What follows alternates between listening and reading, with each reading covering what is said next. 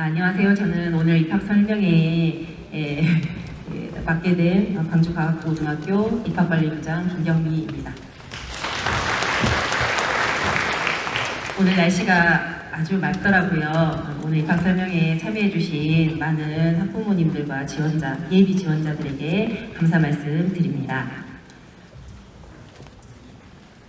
오늘 입학 설명회는 국민의례, 교감 선생님, 교장 선생님 인사 말씀, 학교 소개, 교육과정 소개, 그리고 2027학년도 신입생 입학 전형 안내, 질의응답, 마지막으로 학교 투어 순으로 진행하도록 하겠습니다.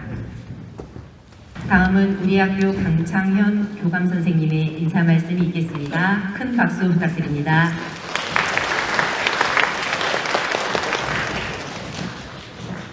네, 반갑습니다. 그리고 환영합니다.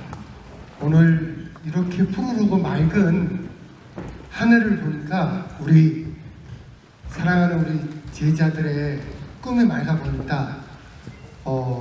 저는 이 학교에서 근무하는 교감 강창현입니다. 인사 좀.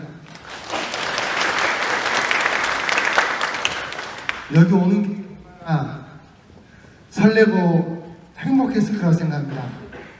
우리 아버지와 아들이 팔짱 끼고 오고 또 3대가 이 학교를 나서는 이 설명회 장으로 오는 그 얼굴 표정이 너무나도 행복해 보였습니다. 저는 그 어떤 행복감도 있지만 또는 설렘도 있지만 저는 우리 아버님, 어머님 또는 우리 학생들에게 깊은 존경심을 갖게 됩니다. 아마 이런 자리 또 이런 선택할 수 있는 용기를 갖게 된 것은 아마 우리 아버님이나 어머님 또 우리 학생들이 우리 자녀들이 걸어온 길에 대한 보상의 결과가 아닌가 싶습니다. 저 또한 고등학교 든 학부모입니다. 이런 행복감을 받기 위해서 늘 노력하지만 우리 여기 오신 분들은 정말 화양연화 같은 하루가 될 것 같습니다. 어쨌든 우리 학생들이 인생의 첫 번째 선택을 하는 데 있어서 이 부모님과 또는 우리 여러 또 선생님들 계실 것 같은데요. 함께 고민하고 또 선택하는 과정이 우리는 결코 헛되지 않는다는 것을 오늘 이 자리에서 아마 저희들이 준비했습니다. 우리 학생들이 인류 공영에 이바지할 위대한 과학자로 탄생하기 위한 그 큰 걸음의 출발이 이 순간이 아닌 것 같습니다. 저희 학교는 이런 거인들의 앞으로 성장할 거인들의 탄생할 때까지 저희 학교에서는 아낌없는 지원과 지도를 하겠습니다. 오늘 이 설명을 통해서 우리 자녀분들, 우리 부모님들이 많은 정보와 선택의 확신으로 우리 학교에 선택해 주시면 3월 1일 날 너무나도 뜨거운 포옹으로 여러분을 맞이하겠습니다. 언제나 여러분의 삶에서 아이들의 성장을 위해서 증명해 보이는 찬란한 부모님들을 응원하면서 인사를 가름하겠습니다. 감사합니다.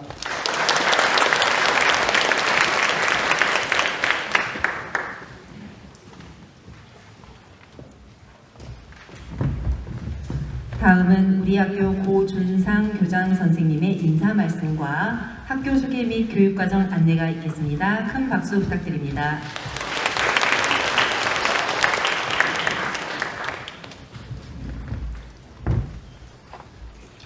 안녕하십니까. 소개받은 광주과학고등학교 교장 고준상입니다. 반갑습니다. 저 뒤에서 지켜보고 있는데 우리가 500석을 준비를 했습니다. 시작하기 직전까지 자리가 차곡차곡 채워졌는데 뒤에 서서 들으시는 분까지 생기면 어떡하나 하고 걱정을 했는데 어떻게 이렇게 숫자를 딱 맞췄는지 거의 민원을 맞춰서 의자를 준비한 것 같습니다. 오늘 아침부터 일찍 이렇게 출발하셔서 오신 우리 학부모님들 계실 텐데요. 멀리까지 오신 것 환영하고요. 저는 개인적으로 학생들이 좀 많이 왔으면 하는 그런 생각이 들었는데 학생보다 학부모님들이 더 많이 오신 것 같아요. 혹시 우리 학생 한번 손들어 보실래요? 네, 감사합니다. 예, 생각보다 많이 와 있네요. 우리 방금 손을 든 우리 중3 학생들은 꼭 내년에 이 자리에서 다시 만날 수 있었으면 좋겠습니다. 아까 교감님께서 좋은 말씀 많이 해주셔서 저는 인사는 생략하고 바로 우리 학교 좀 소개, 우리 학교는 어떤 곳인지 좀 소개하고 안내드리는 내용으로 말씀드리겠습니다. 제가 여기 시작하기 전에 다른 영재학교에서 입학 설명회 하는 영상을 좀 유튜브로 봐봤어요. 몇 개의 학교들이 올라왔는데 제가 소개드리려고 하는 내용들하고 너무 비슷한 거예요. 그래서 굳이 이렇게까지 학교를 방문하지 않으셔도 나중에 이 내용도 영상에 올라갈 것이고 설명회 자료도 또 입학 관련된 모든 자료들이 다 홈페이지에 탑재될 것이기 때문에 굳이 안 오셔도 될 텐데 왜 이렇게 많이 오실까? 아마 제 생각에는 직접 학교를 보고 이 학교가 어떻게 생겼고 시설이 어떤 학교인가 이것이 더 궁금해하지 않으셨을까 그런 생각이 들어집니다. 설명드리고 난 이후에 충분히 학교도 둘러보시고 오늘 날씨도 너무 맑고 화창해서 꽃들도 정말 예쁘게 피어 있더라고요. 사진도 찍으시고 자녀들과 오늘 좋은 시간 보내고 돌아가셨으면 좋겠습니다. 우리 학교 소개에 대한 설명 드리도록 하겠습니다.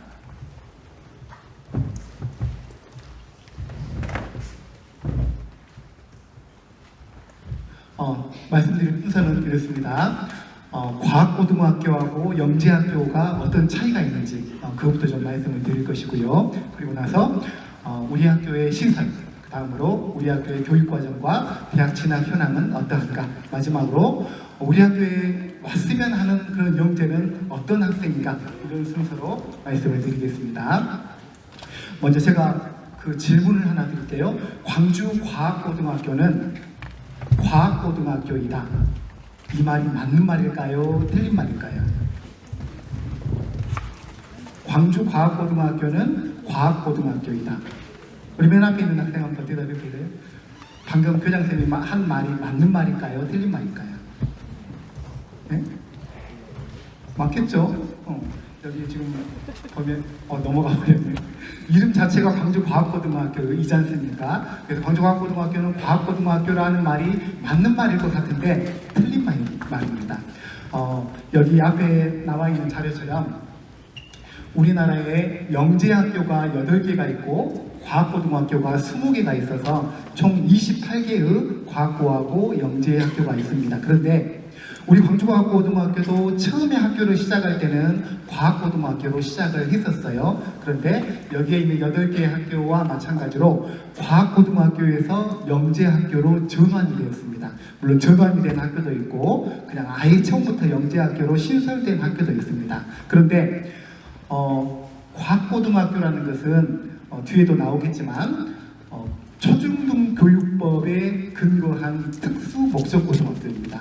특목고등학교가 과학고등학교 말고도 더 있거든요. 어떤 것이냐면 예술고등학교, 체육고등학교, 외국어고등학교, 이런 학교들이 특목고인데요. 과학고등학교도 그 특목고 중에 하나입니다. 그런데 과학고등학교가 영재학교로 전환돼 버리면 그 특목고가 아니라 영재교육진흥법에 의한 학교로 바뀌어버리게 됩니다. 그런데 이렇게 학교로 전환이 되고 나서 이름을 바꾼 학교도 있고 학교의 이름을 그대로 사용하는 학교도 있습니다. 이름을 바꾼 학교는 여기에 있는 한국과학영재학교. 이 학교는 아예 학교 이름 자체를 바꿔가지고 학교 이름에 영재학교라는 명칭을 포함시켜 놨어요.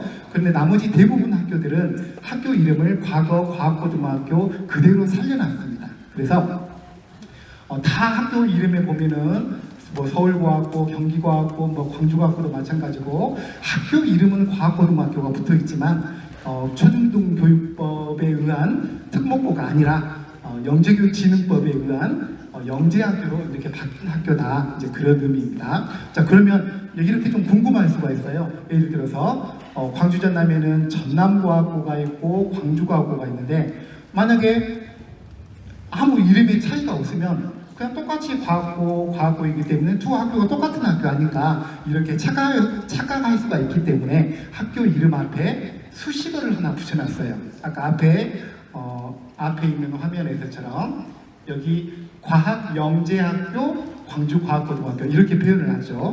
근데 이렇게 앞에 수식어가 붙는 것은 영재학교에만 붙을 수가 있어요. 방금 전에 말씀드렸던 예를 들어 전남과학고라든지 전북과학고라든지 영재학교가 아닌 과학고에서는 이런 수식어가 없습니다. 그래서 그냥 과학고등학교 이렇게만 표현하는데 영재학교로 인정받은 학교에서는 이렇게 앞에 수식어가 들어갑니다. 여기에 있는 학교들은 전부 다 수식어가 들어가고요. 수식어가 안 들어가는 학교는 뭐냐면 학교 이름 자체에 영재학교가 들어갈 때 세 개 학교가 있죠. 이번 학교는 수식어가 없는데 이렇게 학교 이름 자체에 영재학교가 들어가지 않는 우리 학교 같은 경우는 앞에 수식어가 들어가게 됩니다. 그래서 우리 학교의 이름이 이렇게 되어 있는데 이것은 학교 이름이에요. 근데 이것은 학교 이름이 아니라 뭔가요? 학교의 성격을 나타내는 수식어입니다. 이런 의미죠. 과학영재학교는 학교가 과학영재학교다라는 것을 알려주는 그런 수식어이고요. 뒤에 있는 이것이 진짜 학교 이름입니다. 예를 들어서 광주 사는 우리 학생도 많이 있을 텐데 광주의 학교 이름 중에 과학고등학교라는 이름이 들어간 학교가 또 있어요. 어디 있을까요? 저기 옥시 쪽에 가면 자연과학고등학교라는 학교가 있습니다. 과거 농업계의 고등학교인데 이 학교도 이름은 자연과학고등학교인데 과학고등학교일까요? 아닐까요? 아니에요. 아까 처음에 말씀드렸던 특수목적고등학교에 해당하는 그런 과학고등학교가 아닙니다. 그래서 이름에 과학고등학교가 들어갔다고 해서 다 똑같은 과학고등학교가 아니고 어떤 학교는 그 중에서 영재학교로 전환된 학교도 있고 또 이제 특목고가 아닌데 그냥 이렇게 이름만 들어간 학교도 있고 그런 것들을 구분할 수 있어야 합니다. 자, 그러면 아까 말씀드렸던 것처럼 그냥 과학고등학교하고 이렇게 영재학교로 전환이 된 과학고등학교는 어떤 차이가 있는가? 뭐 여러 가지 차이가 있는데 혹시 알고 있는 차이 있으실까요? 우리 앞에 있는 학생 혹시 알고 있는 차이 있으세요? 없어요? 그러면은 교장선생님 설명하니까 잘 듣고 이런 차이가 있는데 과학고등학교로 갈 것인지 영재학교로 갈 것인지 그런 것을 잘 판단해 보셨으면 좋겠습니다. 자, 가장 중요한 차이가 뭐가 있냐면 이거는 방금 말씀드렸죠. 과학고등학교는 특목고 중에 하나인데 우리 학교는 현재 20개가 있고 우리나라에 있는 20개가 있고 영재학교는 현재 8개가 있습니다. 지금 영재학교가 계속 이렇게 좋은 성과들을 내고 있어서 여러 시도에서 영재학교를 막 추가로 만들려고 하고 있어요.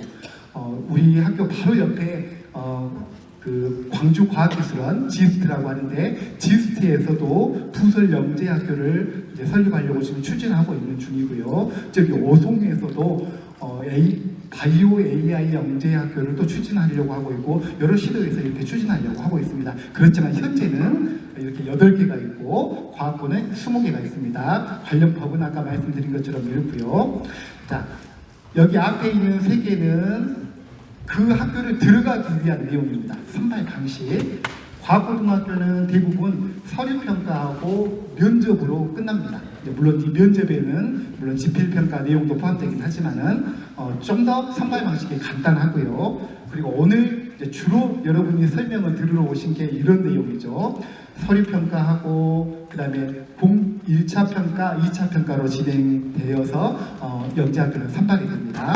여기 공동이라고 적어놓은 것은 8개 영재학교 중에서 5개 영재학교가 출제를 공동 출제를 해요. 그 3개 공동 출제를 하지 않는 학교가 한국과학영재학교, 서울과학고등학교, 경기과학고등학교는 그냥 1차 시험부터 자체적으로 출제를 합니다. 왜 따로 출제를 할까요? 그냥 우리 학교는 너희하고는 조금 달라. 좀 그런 프라이드가 있는 것 같아요. 또 실제 학생들 자체가 또 수준이 또 많이 높아요. 그래서 같이 8개 학교가 다 같이 공동 출제를 하면 좋을 텐데 3개 학교는 이렇게 따로 출제를 하고 있고 5개 학교가 공동 출제를 하고 있습니다. 그리고 이제 2차 평가를 또 하게 되는데 그때는 각각의 모든 학교가 개별적으로 평가를 합니다. 이제 주로 면접도 진행이 되겠고요. 1차 평가는 주로 지필로만 끝나는데 2차 때는 지필 포함해서 학생들이 직접 이렇게 면접하는 과정도 있습니다. 선발하는 방식도 이렇게 차이가 있고요. 그 다음에 학교를 지원하는 대상도 차이가 있어요. 과학고등학교는 무조건 중3 학생만 지원할 수가 있습니다. 그런데 영재학교는 중학생이면 가능해요. 그래서 중학교 1학년, 2학년, 3학년 누구나 지원이 가능합니다. 우리 학교도 올해 신입생 중에 중학교 2학년으로 선발된 학생들이 있습니다. 이제 그리고 과거에도 이제 일부 한두 명씩 이렇게 포함되어 있었었고요. 이제 아주 2학년이지만은 우수한 학생들은 이렇게 2학년임에도 불구하고 들어온 학생이 있고요. 1학년의 경우에는 아직까지 우리 학교에서는 선발된 적이 없습니다. 그런데 다른 영재 학교에서는 1학년 학생도 들어가는 경우가 있다라고 알고 있습니다. 그래서 학생의 수준을 잘 판단하셔서 어느 시기에 이렇게 지원할 것인가도 영재 학교를 지원할 경우는 판단을 해보셔야 될 것 같습니다. 자, 그 다음에 또 중요한 차이가 모집 범위가 다릅니다. 과학고등학교는 그 지역 학생만 지원할 수가 있어요. 전남과학고 학생 같은 경우는 전남 지역에 사는 학생, 전북과학고는 전북 지역에 사는 학생. 그런데 영재학교는 전국 어디에서나 지원할 수가 있습니다. 이 자리에도 꼭 광주 학생이 아니라 타 지역에서 오신 분들도 많이 오신 것으로 알고 있는데 이 8개 학교는 어디나 다 마찬가지입니다. 그런데 광주과학고등학교는 좀 특이하게 다른 데하고 좀 차이가 하나가 있어요. 뭐가 있냐면은 전국에서도 온 학생도 지원할 수 있지만 그 중에 절반 90명 중에 45명은 광주 학생으로 무조건 선발을 하게끔 딱 규정화되어 있습니다. 이건 교육부 승인까지 받은 내용이고요. 다른 지역도 이런 내용이 일부 있기는 하지만 광주처럼 이렇게 절반이나 이 지역의 학생을 뽑지는 않거든요. 소수의 학생을 그 지역 학생으로 뽑는 경우가 있긴 한데 우리 광주는 이렇게 절반은 광주 학생, 절반은 타시도 학생 이렇게 구분되어 있습니다. 광주 학생하고 전국 단위 학생하고 성적이 누가 더 높을까요? 입시 시험을 보면 그거는 말씀드릴 수는 없지만 아무튼 전국에서도 지원할 수 있고 또 광주 학생에게는 좀 더 유리하게 절반 정도의 학생을 따로 광주 학생을 뽑을 수 있다라는 것이 우리 학교의 좀 특징적인 그런 내용이 되겠습니다. 교육과정은 과학고등학교의 교육과정은 국가교육과정을 따릅니다. 국가에서 고등학생은 이러한 내용을 배워야 한다라고 딱 정해놨어요. 그것을 국가교육과정이고요. 근데 영재학교는 학교 자율 편성권이 있습니다. 가르치고 싶은 과목을 학교에서 자율적으로 편성할 수가 있고요. 그러다 보니까 우리 학교도 마찬가지고 다른 영재학교도 마찬가지인데 고등학교 교육 내용도 들어있는데 대학교 교육과정도 포함해가지고 가르치고 있어요. 예를 들어서 이제 물리 같은 경우는 고등학교에서는 물리 1, 물리 2 이런 식으로 진행이 되는데 이렇게 영재학교에 들어오게 되면은 처음부터 물리를 대학교에서 배우는 일반 물리 이런 것을 배우게 됩니다. 또 2학년, 3학년 과정을 올라가게 되면 더 어려운 단계의 과정들을 배우게 됩니다. 그래서 배우게 되는 내용도 다르고요. 앞에 3개는 이제 들어올 때의 내용이고 이제 뒤에 있는 2가지는 들어와서의 내용입니다. 그래서 배우는 내용도 다르고 또 영재학교는 우리 학교도 마찬가지고 그냥 일반적인 교과뿐만 아니라 연구활동 중심의 교육과정으로 편성이 되어 있어요. 이 내용은 조금 더 뒤에서 자세히 말씀드리겠습니다. 배우는 총 학점도 다릅니다. 과학고등학교는 현재 국가교육과정을 따르고 있기 때문에 192학점을 이수해야 되고요. 과학고등학교는 학교마다 조금 차이가 있긴 한데 우리는 180학점을 이수하게 되어 있습니다. 자, 다음으로 이제 이거는 이제 학교를 마쳤을 때의 이야기입니다. 조기 졸업이 가능한가? 과학고등학교는 조기 졸업 가능해요. 2학년 마치고 조기 졸업을 많이 합니다. 그럼 영재학교는 조기 졸업이 가능할까요? 지금까지는 가능하지 않았었어요. 그런데 올해 처음으로 2학년 마치고 대학을 들어가는 경우가 생겼습니다. 그는 이제 올해 올해 대학교 1학년으로 간 학생들 중에는 포함이 되어 있습니다. 법이 좀 일부가 개정이 되었습니다. 그런데 우리 학교에서 이렇게 조기 졸업을 한 경우는 수업으로 치지 않고 수료로 처리합니다. 그럼 만약에 뭐 그런 경우는 없겠지만 카이스트를 2학년 마치고 갔다고 가정을 해보겠습니다. 그러면은 과고등학교에서 2학년 마치고 갔을 때는 졸업으로 처리가 돼요. 근데 영재학교에서 2학년 마치고 카이스트를 가면 수료로 처리가 된다고 했죠. 그런데 이런 경우들이 가끔 있어요. 카이스트를 다니다가 내가 의대를 가고 싶어. 그러면은 어떻게 해야 될까요? 다니고 있는 대학 이제 뭐 중퇴를 하든지 어떻게든지 하고 다시 수능 시험 봐가지고 이제 뭐 의대를 가든지 해야 되겠죠. 그런데 조기 적급이 아니라 수료로 처리가 되었기 때문에 대학교를 다니다가 중퇴를 했어요. 그럼 그 학생은 무슨 조리 될까요? 중졸이 돼요. 그러면은 나중에 수능 시험 볼 수 있을까요? 없을까요? 없어요.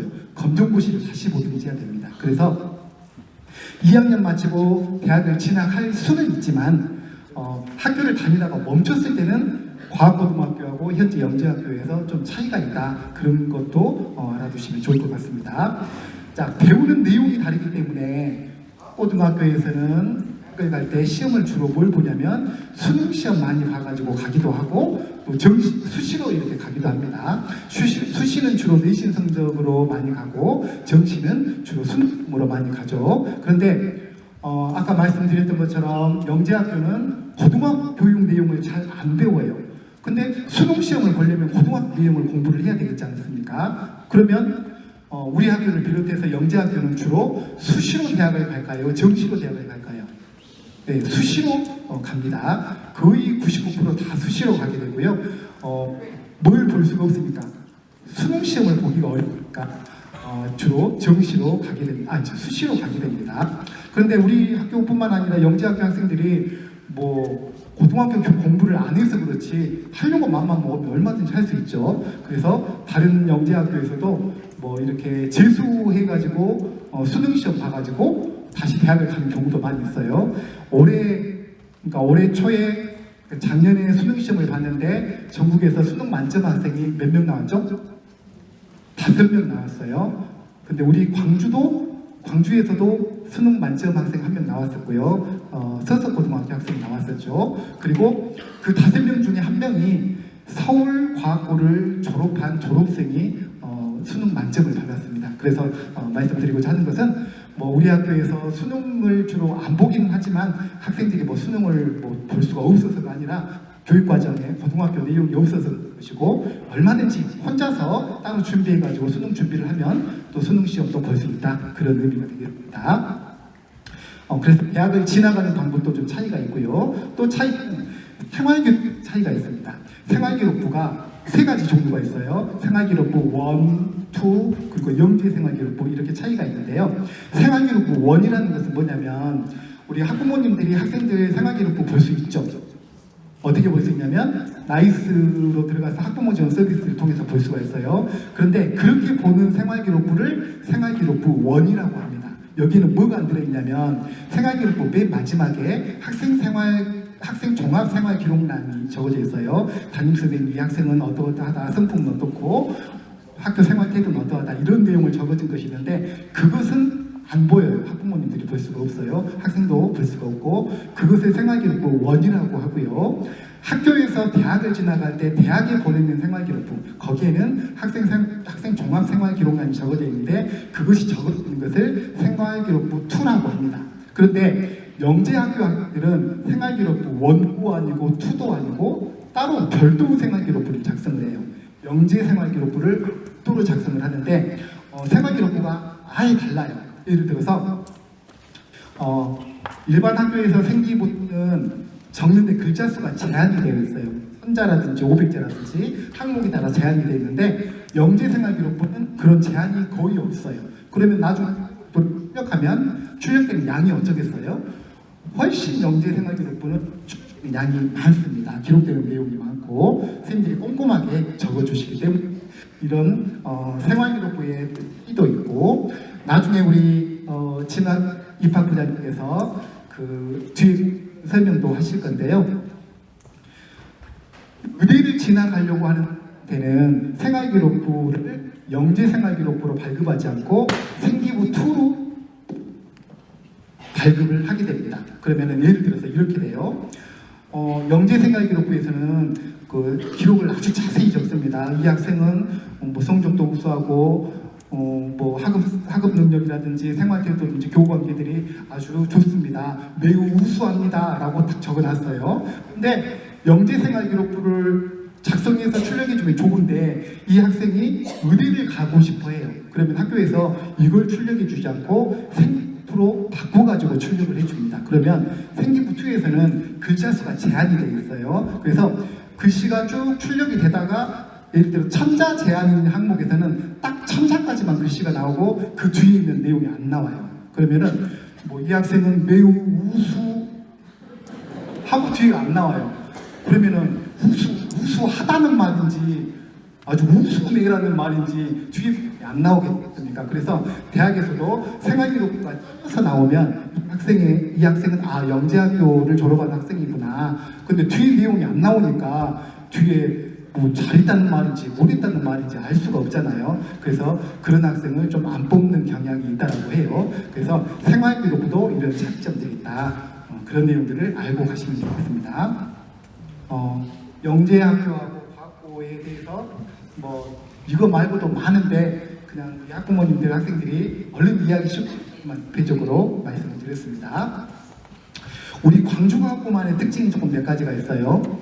다른 영재학교도 다 비슷하지만은 우리 학교는 아까도 말씀드렸던 것처럼 선발 인원이 딱 정해져 있습니다. 50%. 광주 무조건 45명, 그 다음에 전국 단위 45명. 그러면 전국 단위 학생은 뭐 경기도라든지 서울 쪽에서 온 학생들은 예를 들어 경기도에 사는 학생이 경기광고를 지원하는 것이 나을까요? 광주광고를 지원하는 것이 나을까요? 그거를 잘 판단하셔야죠. 광주과학고는 숫자가 조금 더 절반밖에 안 뽑아요. 근데 경기과학고등학교는 아무래도 학생들 수준이 더 높겠고, 근데 광주과학고는 아무래도 경기과학고나 서울과학고보다는 조금 더 지방이니까 어떤 성적은 조금 더 낮을 수는 있겠지만 그렇다고 꼭 다 낮다는 것은 아닙니다. 낮을 수도 있겠지만 숫자가 또 적기 때문에 그런 부분들을 잘 판단하셔야 될 것 같고요. 광주 학생이든 전국 학생이든 다 기숙사 생활을 합니다. 그리고 퇴사는 격주 단위로 하고 있고요. 뭐 광주에 생활하고 있는 학생들은 집이 광주니까 뭐 매주 퇴사해도 상관없겠지만 같이 공동 생활을 이렇게 하고 있고요. 전국 단위 학생들은 이렇게 격주 단위로 퇴사한다라는 것도 참고하시고요. 그 다음에 또 우리 학교의 가장 큰 장점 중에 하나는 시청에서 학교 예산을 절반을 지원을 해줍니다.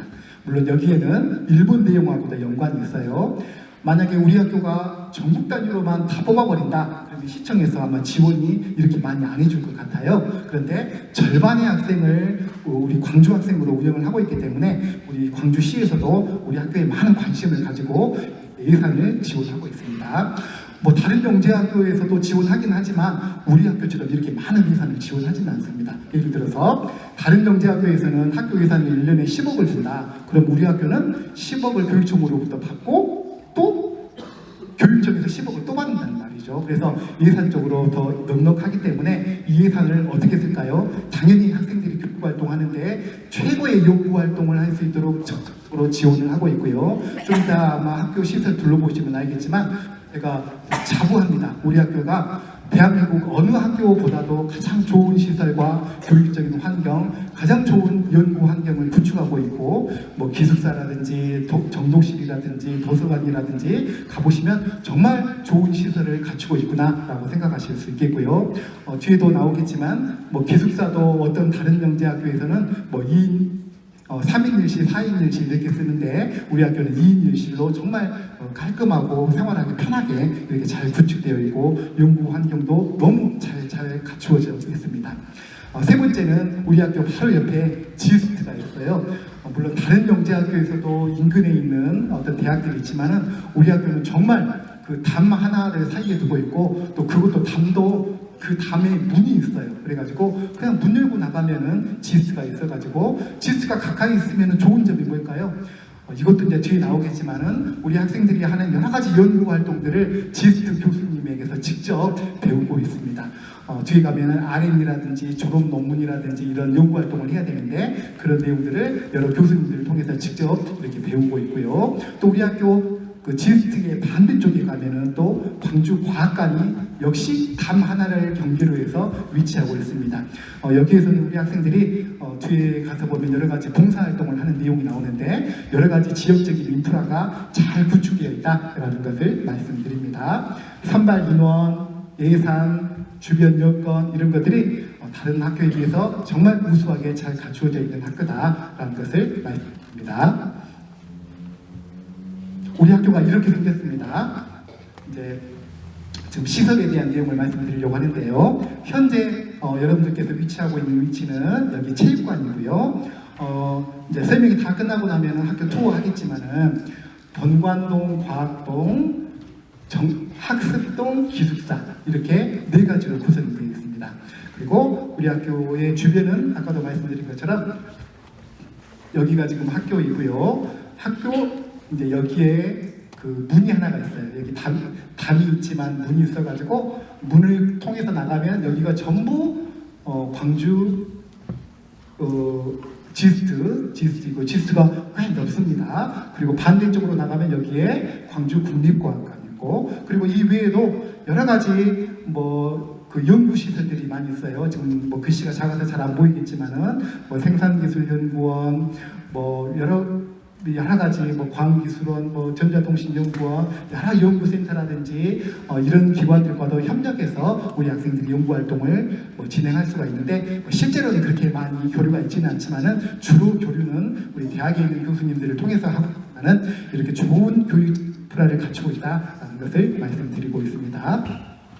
자, 그러면 먼저 첫 번째 앞에서 봤었던 네 가지 건물 중에서 과학동하고 본관동 말씀드리겠습니다. 본관동은 그냥 교실이에요. 4층까지 있는데 한 개 학년이 한 층을 사용하고 있고요. 그리고 여기는 지금 과학동 건물인데 과학동 건물도 4개 층으로 되어 있는데 우리 과목이 4개가 있죠. 물리화학, 생명과학, 지구과학 한 층에 한 과학 과목의 실험실들이 배치되어 있습니다. 1층에는 생명과학실, 2층에는 화학실, 그 다음에 물리실, 지구과학실 이런 식으로 한 층에 실험실들이 꽉 차 있어요. 그래서 학생들이 다양한 연구활동을 할 수 있게끔 이렇게 시설들이 잘 구축되어 있고요.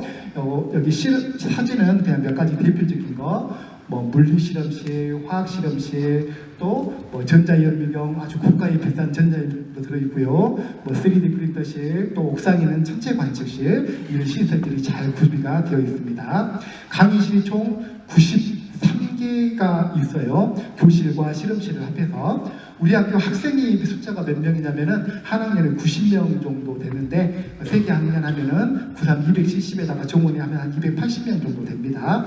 거의 학생 3명당 실이 하나 정도 배치가 될 정도로 많은 연구실과 그런 실험실들을 보유하고 있습니다.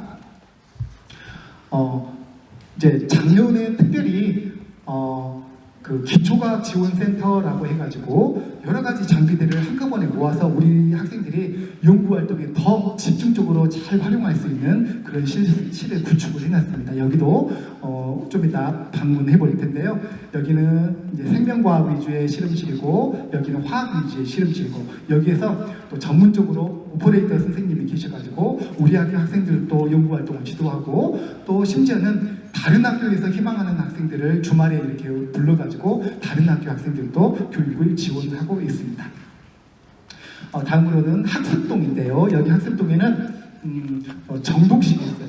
우리 학생들이 아까도 말씀드린 것처럼 주말에도 집에 가지 않고 이렇게 야간 늦게까지도 공부하기 때문에 다 자기 개인 자리가 있습니다. 그래서 정독실이 각 학년별로 여기 학습동에 가면 있고요. 여기도 이제 좀 이따 보실 거고요. 또 학습동 4층에 가면 동아리실이 있어서 우리 학생들이 1인 1기라든지 다양한 동아리 활동을 할 수 있게끔 지원해주고 있고요. 또 체력 단련실이 있어가지고 우리 학생들이 공부하는데 지치고 힘들 때마다 이렇게 체력이 보강될 수 있도록 그렇게 준비가 되어 있고요. 또 학습동에 도서관이 있어서 이 도서관이 우리 학교에서 우리나라에서 가장 많은 장소를 보유하고 있는 그런 넓은 공간과 그런 쾌적한 환경을 구성이 되어 있습니다. 기숙사동도 조금 한번 잠깐 들리셔서 아마 방 하나만 오늘 오픈을 할 텐데요. 기숙사동에서 학생들이 생활하는 공간도 보실 수 있을 텐데요. 있어요. 남학생 기숙사와 여학생 기숙사가 별도로 분리되어 있고요. 특히 학교는 가장 안전한 곳이 되어야 되지 않습니까? 우리 여학생 기숙사는 뭐 건물도 분리가 되어 있지만은 거기를 들어갈 때는 이렇게 지문 인식을 해서 절대 외부인이 출입할 수 없게끔 이렇게 학생들의 지문을 다 등록해서 출입을 하고 있고요. 그리고 뭐 방마다 당연히 뭐 욕실과 여러 가지 부대 시설들이 잘 구비되어 있습니다. 그것뿐만 아니라 공동으로 샤워할 수 있는 공동 샤워실도 별도로 구비가 되어 있고요. 방마다도 다 있지만은 또 이렇게 공동으로 쓸 수 있는 실이 있고요.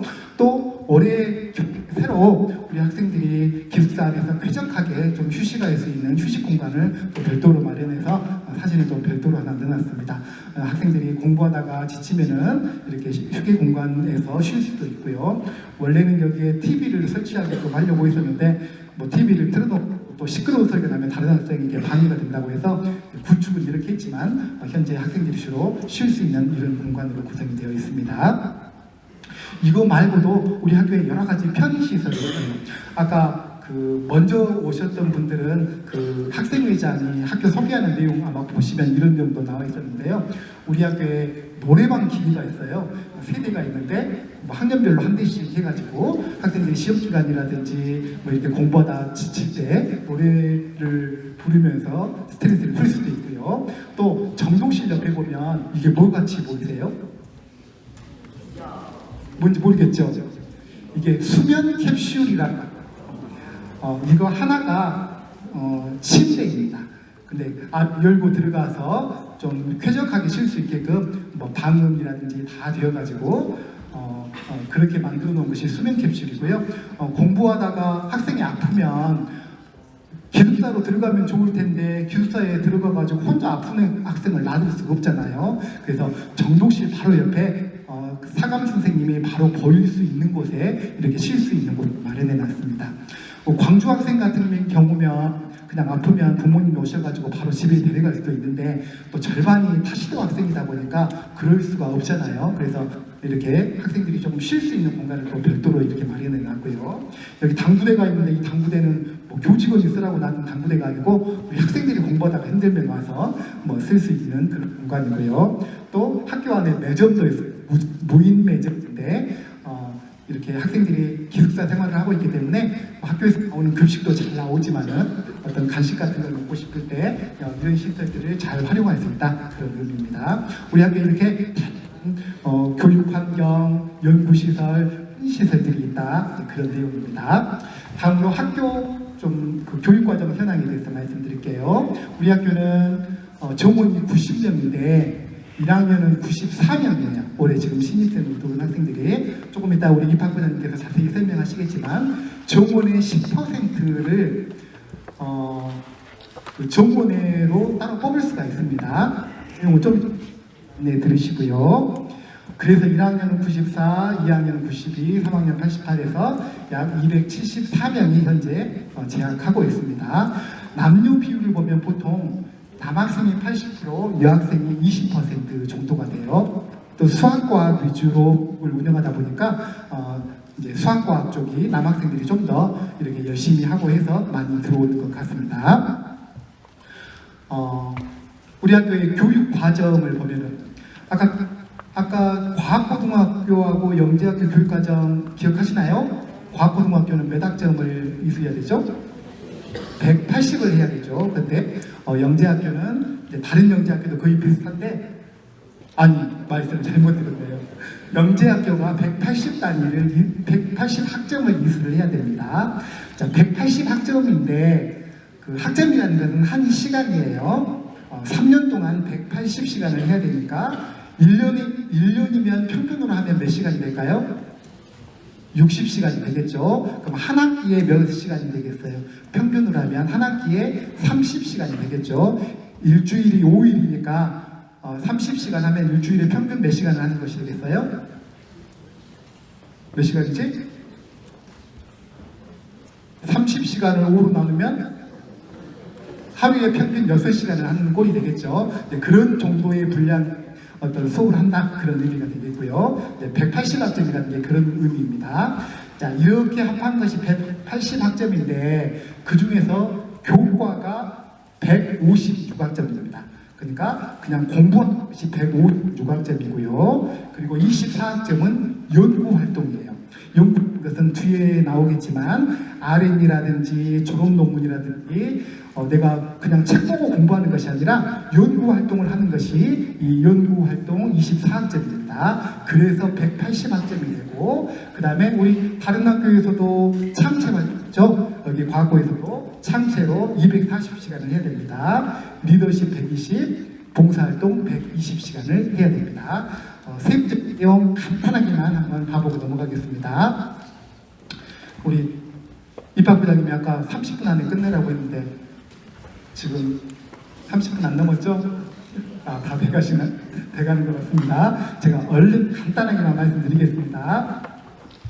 180학점 중에서 교과가 146인데 그 중에서 전문 교과가 있고 여기 일반 교과가 있어요. 일반 교과 그냥 뭐 국어, 사회, 음악술 이런 것들이 일반 교과이고, 전문 교과는 우리 과학고에서는 영재학교에서는 수학, 과학, 정보 이것을 전문 교과라고 합니다.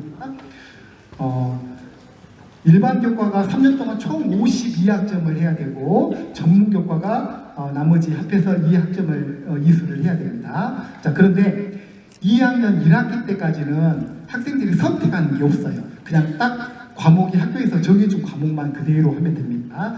2학년 1학기 때까지는 뭐 일반 교과든 전문 교과든 선택이 없이 다 똑같이 하고, 그 다음에 일반 교과는 뭐 2학년 2학기 때부터 졸업할 때까지도 뭐 다 똑같이 합니다. 그런데 2학년 2학기 때부터 수학, 과학, 정보는 자기가 듣고 싶은 과목을 선택해서 들어요. 그 내용이 28학기 이상인데 여기가 그 내용이 해당이 됩니다. 자, 이때부터 내가 어느 대학을 갈 것인가에 따라서 선택하는 과목이 달라져요. 내가 뭐 물리 분야로 대학을 가고 싶다 그러면 선택 과목 중에 물리 영역으로 많이 선택을 하게 되겠죠. 그래서 전반적인 교과 선택은 이런 식으로 진행이 되겠고요. 그 다음에 융합교과 4학점이라는 것이 있는데 그냥 좀 부담 없이 편하게 교양처럼 듣는 그런 과목이 4학점, 2학점씩 2개 과목을 선택하고요. 그 다음에 자율설계 교과라고 하는 것인데, 이거는 그냥 그 학생들 몇 명이 우리는 그 현재 우리 학교에 있는 편성된 과목이 아닌데 이런 과목을 좀 들어보고 싶어요 라고 학교에 건의를 하면은 그런 학생들을 위해서 자율설계 교과를 또 운영합니다. 이렇게 해서 총 교과가 146학점이 운영이 되겠고요. 다음으로는 연구활동 24학점이 있는데 연구활동은 이렇게 진행이 됩니다. 총 24학점인데 1학년 때 6학점, 1학년 때 1학기 때 3학점, 2학기 때 3학점 이렇게 일주일에 3시간씩 수요일에 운영을 하고 있고요. 이렇게 1학년 때 우리 학교 선생님들의 지도로 연구활동을 하고 있고요. 2학년이 되면 이때 이제 아까도 말씀드렸던 것처럼 지스트라든지 외부에 나가서 5시간씩 연구활동을 합니다. 1학기 때도 5학점, 2학기 때도 5학점 해서 2학년 때 10학점을 하고요.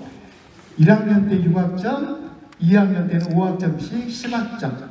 주로 아까 말씀드렸던 것처럼 1학년 때는 우리 학교 선생님들의 지도를 받고 2학년 때는 외부 교수님들의 지도를 주로 받습니다. 이렇게 연구활동을 토대로 이 내용을 계속 발전시켜서 3학년 때는 논문을 써야 돼요.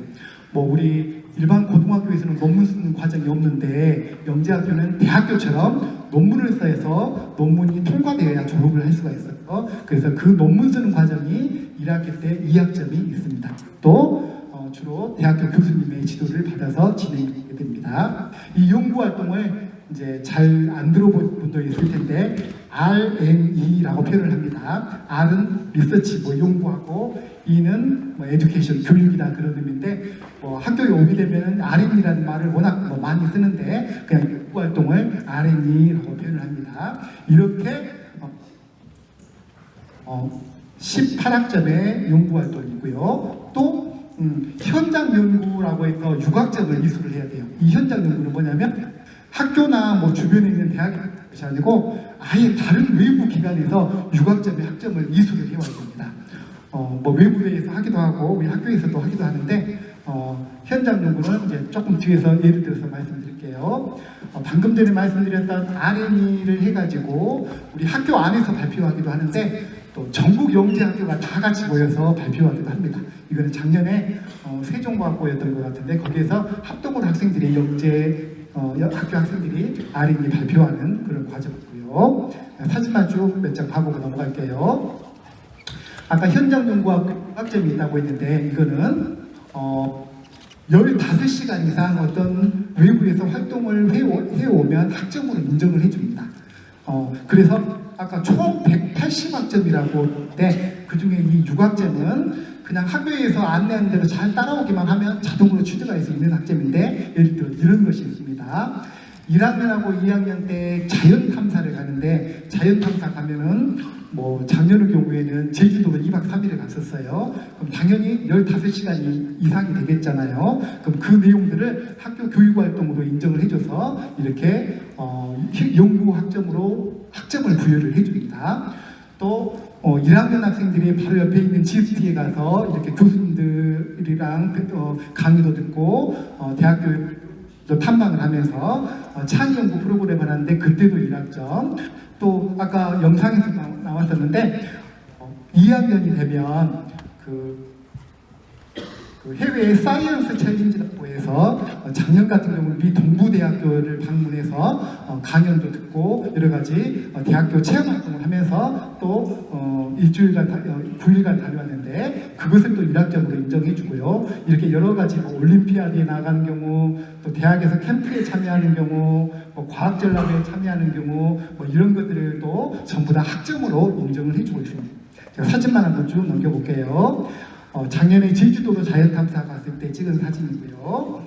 그리고 이거는 작년에 미국으로 글로벌 사이언스 챌린지 미국 동부에 있는 대학에서 찍었던 그런 활동의 사진입니다. 이거는 또 아까 홍보 영상에서도 나왔었는데 미국뿐만 아니라 우리 학교가 독일의 학교하고 국제교류를 하고 있는데 그 교류하면서도 또 이렇게 학점을 부여하고 있고요. 또 작년에 올림피아드에 나가가지고 우리 학교에 졸업생 중에 금메달을 받은 학생이 있는데 그 학생이 이렇게 활동을 하면서도 학점을 이렇게 부여받기도 하고요. 또 우리 학교 안에서 이렇게 창업 캠프를 열기도 하고 또 외부에 있는 대학에서 캠프를 할 때 이렇게 참여해도 다 학점으로 인정을 해줍니다. 이거는 그 가천대학교에서 영재학교 공동으로 창업 캠프를 했을 때 우리 학교 학생들이 참여하면서 이렇게 학점으로 부여받은 그런 내용이고요. 또 메이커동 캠프 이런 활동 이런 것들을 통해서 6학점에 학점을 부여받을 수가 있고요. 지금까지는 이렇게 여러 가지 학점에 대한 내용을 간단하게 소개를 드렸고요. 리더십 활동과 봉사 활동도 해야 되는데 이것도 그냥 사진만 간단하게 봐보면은 그 리더십 활동은 동아리나 진로 활동, 자율 활동들을 통해서 할 수가 있고요. 봉사 활동은 아까도 말한 것처럼 우리 학교 바로 옆에 광주 국립과학관이 있는데 거기 가서 이렇게 봉사 활동을 하기도 하고 이런 활동들을 통해서 120시간씩 이수를 해야 됩니다. 우리 학교에서 체육대회를 하기도 하지만 또 작년부터 대구과학고등학교하고 달빛 체육교류지역에서 우리가 대구에 가서 체육대회를 하기도 하고 또 대구에 있는 학생들이 우리 학교를 와서 이렇게 비전을 하기도 하고 이제 체육교류에 그런 내용도 있다. 이제 그런 의미고요. 또 우리 학교에서 이렇게 봉사활동을 하면서 내고장 알기라고 해서 우리 광주가 5.18 그런 역사가 깊은 고장인데 5.18에 가서 참배를 하기도 하고 거기에서 봉사활동을 하기도 했던 그런 내용입니다. 이거는 우리가 봉사활동을 하면서 지역사회에서 그 교육활동을 잘 참여하기 어려운 학생들을 학교로 초대해서 외부 학생들에게 이렇게 교육활동을 제공해주는 경우도 있었고 이런 다양한 활동들을 통해서 학교에서 봉사활동과 리더십 활동들을 운영하고 있습니다. 어제까지 우리 학교 중간고사 시험을 봤어요. 시험을 봤는데 이제 며칠 전에 우리 학교 학생이 급식실에서 밥을 먹고 있는데 밥 먹으면서 열심히 막 핸드폰을 하고 있더라고요. 그래서 무슨 밥을 먹을 때는 밥 먹어야지 핸드폰을 하고 있어. 라고 말을 하려고 가까이 가봤더니 이제 핸드폰을 이렇게 보고 있더라고요. 그래서 뭘 보고 있다냐, 게임을 하고 있는 줄 알았는데 게임이 아니라 뭔가를 적는 걸 보고 있는 거예요. 그래서 그걸 자세히 봐봤더니 이제 시험 공부를 하고 있는 거예요. 밥을 먹으면서.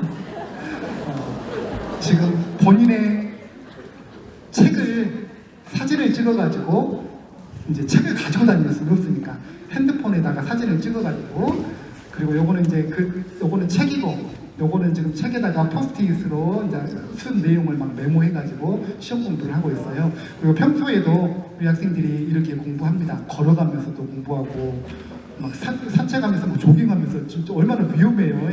뛰어가고 있으면서 막 핸드폰 보고 책 보고 막 이렇게 공부하는 학생들이 있어요. 그런 학생들을 보면서 정말 대견스럽고 자랑스럽지만은 한편으로는 좀 마음이 안타까워요. 좀 한참 뛰어놀고 그래야 될 학생들이 이렇게 열심히 하는 것이 좋지만은 좀 안타까운 마음도 들더라고요. 그래서 정말 우리 학교에 오고 싶은 학생들은 공부도 잘 해야 되지만 수학과학을 정말 좋아하는 학생들이 왔으면 좋겠어요. 제가 아까 공부하는 영역이 교과도 있고 연구 활동도 있다라고 말씀을 드렸잖아요. 그런데 교과는 정말 수학, 과학을 열심히 공부하는 학생들이 잘해요. 그런데 연구 활동은 수학, 과학을 잘한다고 해서 하는 것은 아니고요. 수학, 과학을 좋아해야 할 수가 있어요. 내가 열심히 한다고 해서 연구 활동에서 좋은 결과가 나오는 것은 아니고요. 정말 내가 수학, 과학이 좋아서 막 눈을 감고 있으면 막 주기율표가 막 머릿속에 막 떠오르고 막 그런 정말 열정과 꿈을 가지고 있는 친구들이 많이 왔으면 좋겠고요. 정말 성적만 좋아가지고 와가지고는 우리 학교에서 힘듭니다. 그래서 정말 이렇게 열심히 공부를 함에도 불구하고 중간고사 보고 기말고사 보면 정말 학생들이 정서적으로 힘들어하는 학생들이 많고요. 그런데 공부만 좋아해서가 아니라 정말 수학과학을 좋아하는 학생들이 오면 조금 성적이 낮더라도 결국 그것을 극복하고 이겨나가는 모습들을 많이 봤습니다. 오늘 우리 여기 오신 학부모님들 다들 자녀들을 영재학교에 보내고 싶어서 오셨을 것 같은데 이거는 학생들에게 하는 말이 아니고 우리 학부모님들께 마지막으로 드리는 말씀인데요. 플라톤의 행복에 대해서 설명한 내용이 이렇게 있더라고요. 꼭 뭐든지 다 잘해야 행복한 것은 아니다.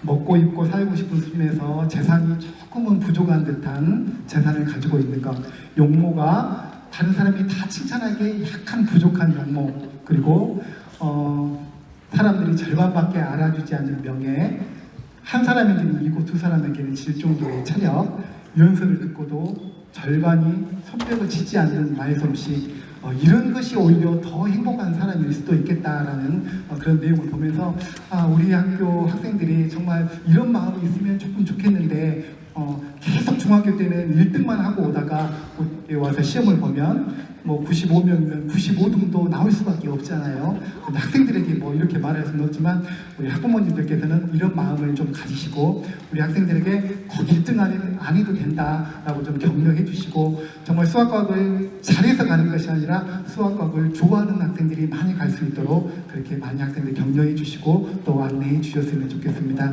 제가 마지막에 인사를 드릴 때 박수를 절반밖에 안 치시더라도 저는 이해를 하겠습니다. 경청해 주셔서 감사합니다.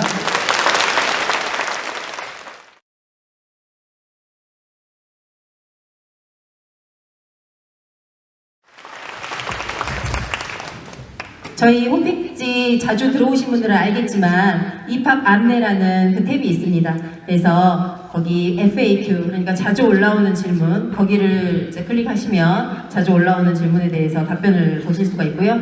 Q&A는 궁금한 내용을 따로 질문을 올리시면 저희가 화요일, 금요일 확인을 합니다.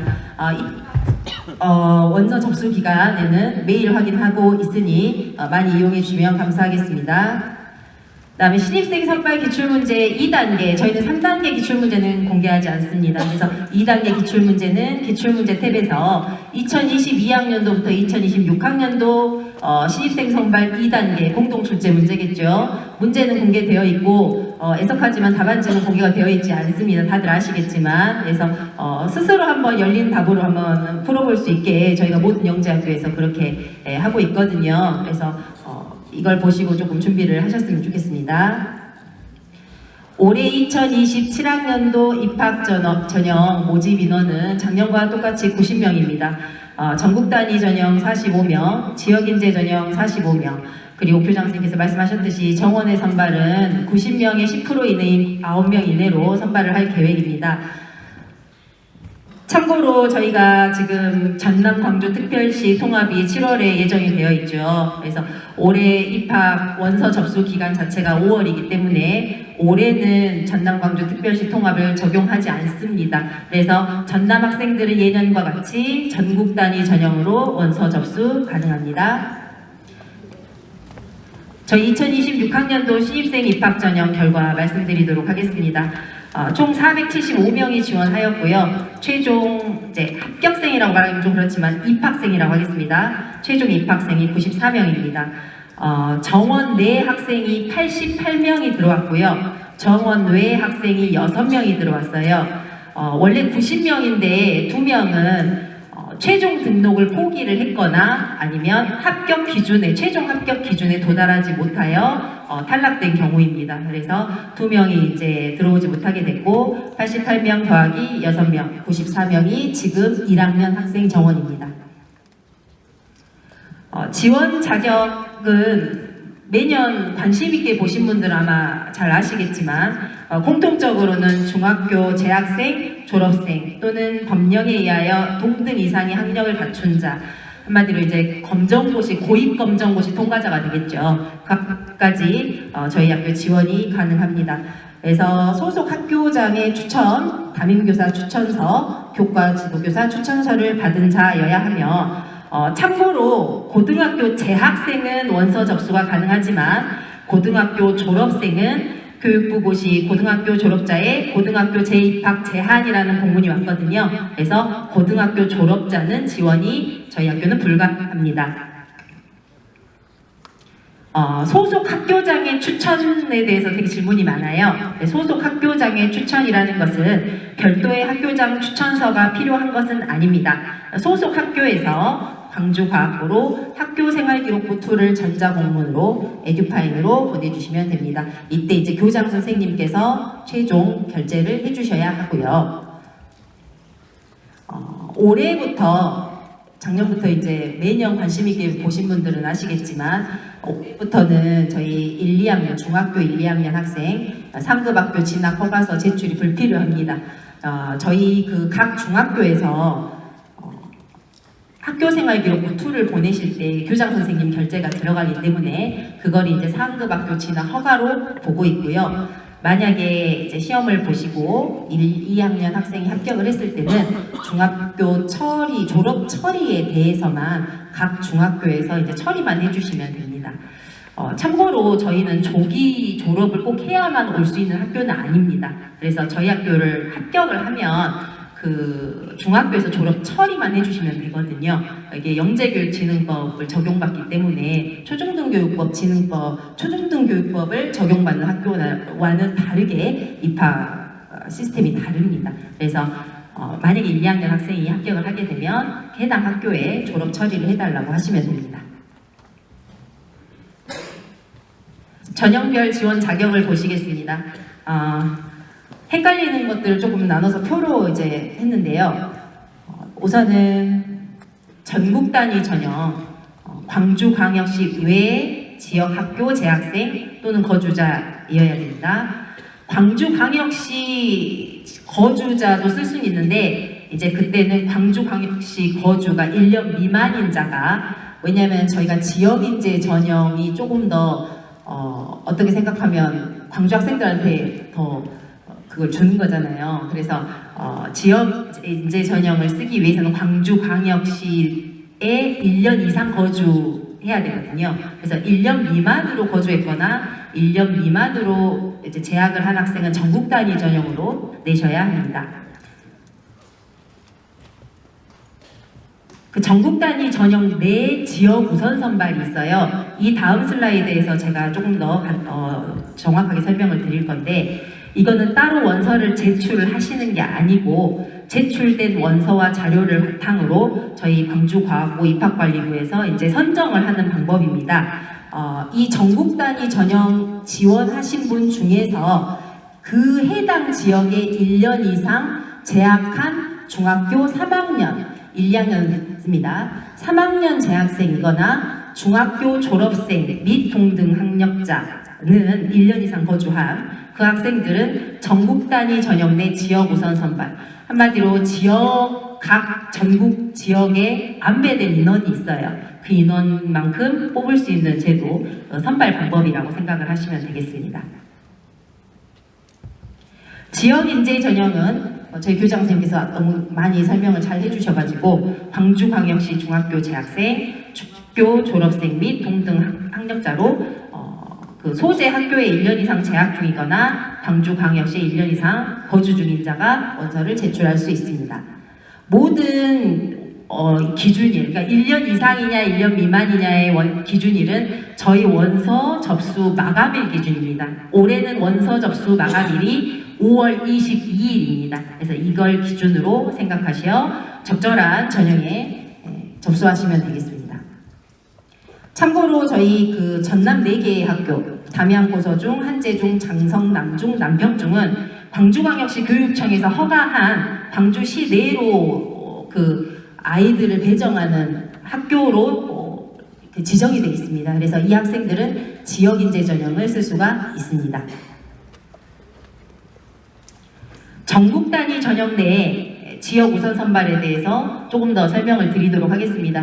저희가 광주광역시 이외에 지금 16개의 지역이 있거든요. 그랬을 때 전남, 전북, 제주는 이제 집중 지역입니다. 저희 이제 인접 지역이기도 하고요. 이 지역에서는 우선 선발 2명씩 할당을 한다고 생각을 하시면 되고, 나머지 지역은 각 1명씩 이제 선발을 하게 되는데, 충원 규칙을 이제 좀 보시면 되겠는데, 조금 설명을 드릴게요.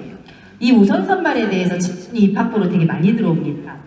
첫 번째 질문으로 들어오는 게 뭐냐면, 우선 선발을 하니까 이 학생들은 3단계 중에서 2단계까지만 치르고 들어오는 거냐라는 질문이 있는데, 그거는 대답은 아니옵니다. 저희 광주과학고 입학 전형은 어떤 전형이든지 상관없이 3단계까지 모두 치러야지만이 입학을 할 수가 있고 3단계까지 모두 합격을 하셔야 됩니다. 그 전형을 하는 도중에 저희가 선발을 하는 기준에서 이 우선 선발, 그러니까 지역 인재, 지역 전국, 너무 영어가 어렵죠. 전국 단위 전형 내 지역 우선 선발을 이제 고려를 해서 선발을 하고 있습니다. 그럼 이제 두 번째 질문이 뭐냐면, 특정 지역에서 1명이 지원을 하면 이 학생은 무조건 합격입니까? 인데 그것도 아닙니다. 저희가 어쨌든 지역 안배를 고려를 하긴 하지만 완전히 19명을 다 이렇게 뽑지는 않고요. 저희 학교를 지원할 수 있는 적정한 수준을 갖췄느냐를 오히려 더 우선적으로 보고 있습니다. 그래서 매년 19명보다 사실은 더 적은 수의 지역 우선 선발 학생이 선발되었다라고만 알고 계시면 되겠습니다. 전국 단위 전형을 내시는 학부모님들이 안 그래도 45명이라 다른 영재학교보다 적은데 이 지역 우선 선발까지 있어서 너무 포션이 적다 이 얘기를 많이 하셔가지고 이제 19명을 꼭 이렇게 다 뽑는 건 아니라는 것을 말씀을 드리겠습니다.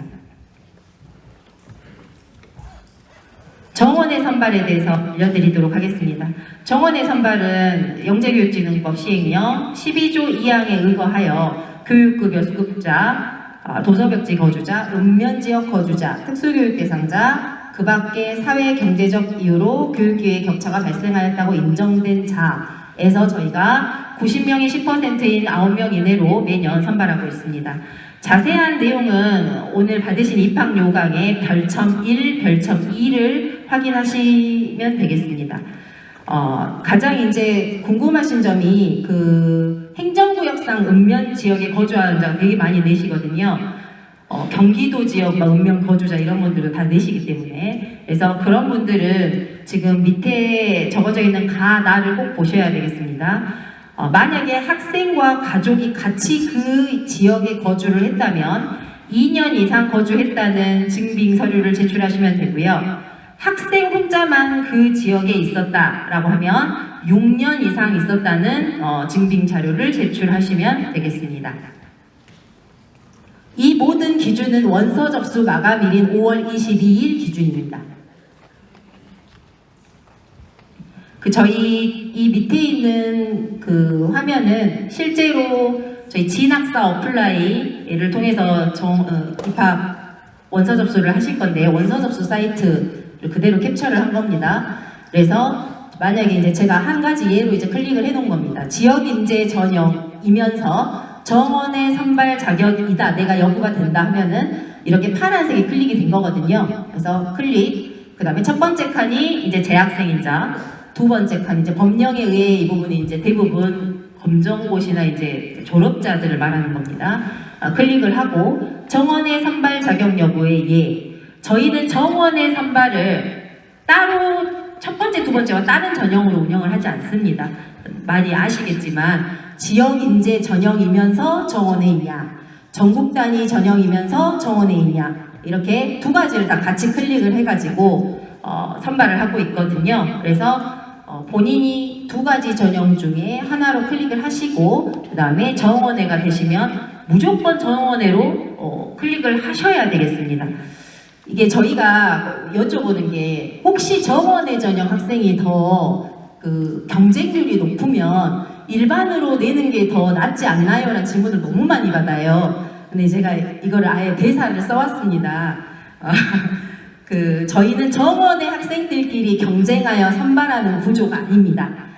정원의 여부에 체크를 하신 경우에도 정원 내 선발 기준 안에 포함되는 경우는 정원 내 학생들과 동일하게 선발하게 되며, 정원 내 선발 기준에 미치지 못하는 경우에 따로 또 한 번의 기회를 더 주는 겁니다.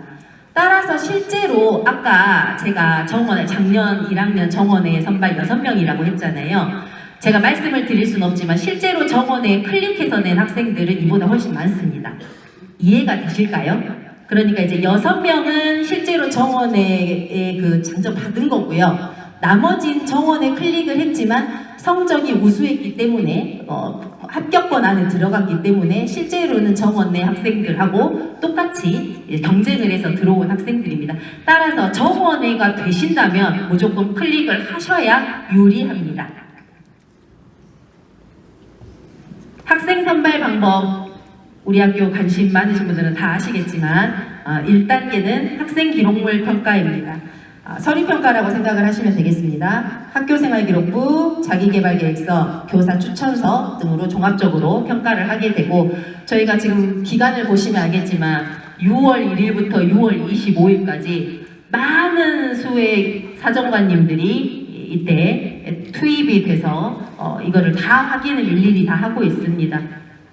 그래서 저희가 영재성이 인정된다라고 생각하는 학생들은 다 이제 뽑는다고 생각을 하시면 되고요. 2단계 영재 기초 수학평가는 지필평가라고 생각을 하시면 되겠습니다. 수학하고 과학의 종합적인 문제 해결력을 평가를 합니다. 올해는 7월 12일 일요일에 하게 되고요. 여기서 이제 대부분의 학생들이 떨어지게 됩니다. 그래서 저희가 원래 90명 내외로 뽑는데 2단계를 거쳐서 150명 내외를 선발을 하고 있습니다.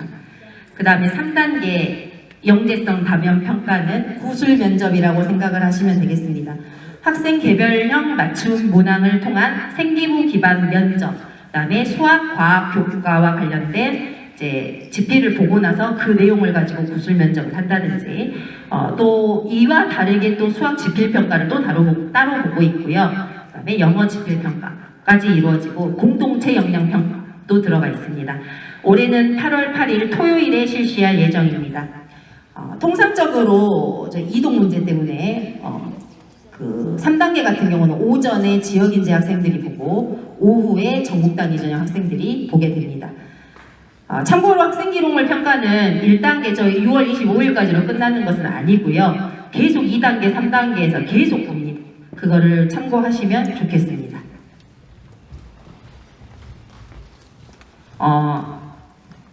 서류 제출 기한에 대해서 정리를 좀 해봤습니다. 2027학년도 입학 원서 접수 및 서류 제출 기간입니다.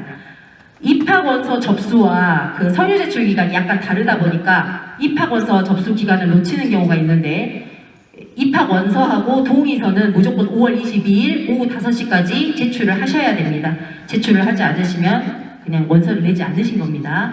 그래서 입학 원서 접수는 5월 20일 수요일부터 5월 22일 금요일 오후 5시까지이고 진학사 원서 접수 사이트에서 하게 됩니다.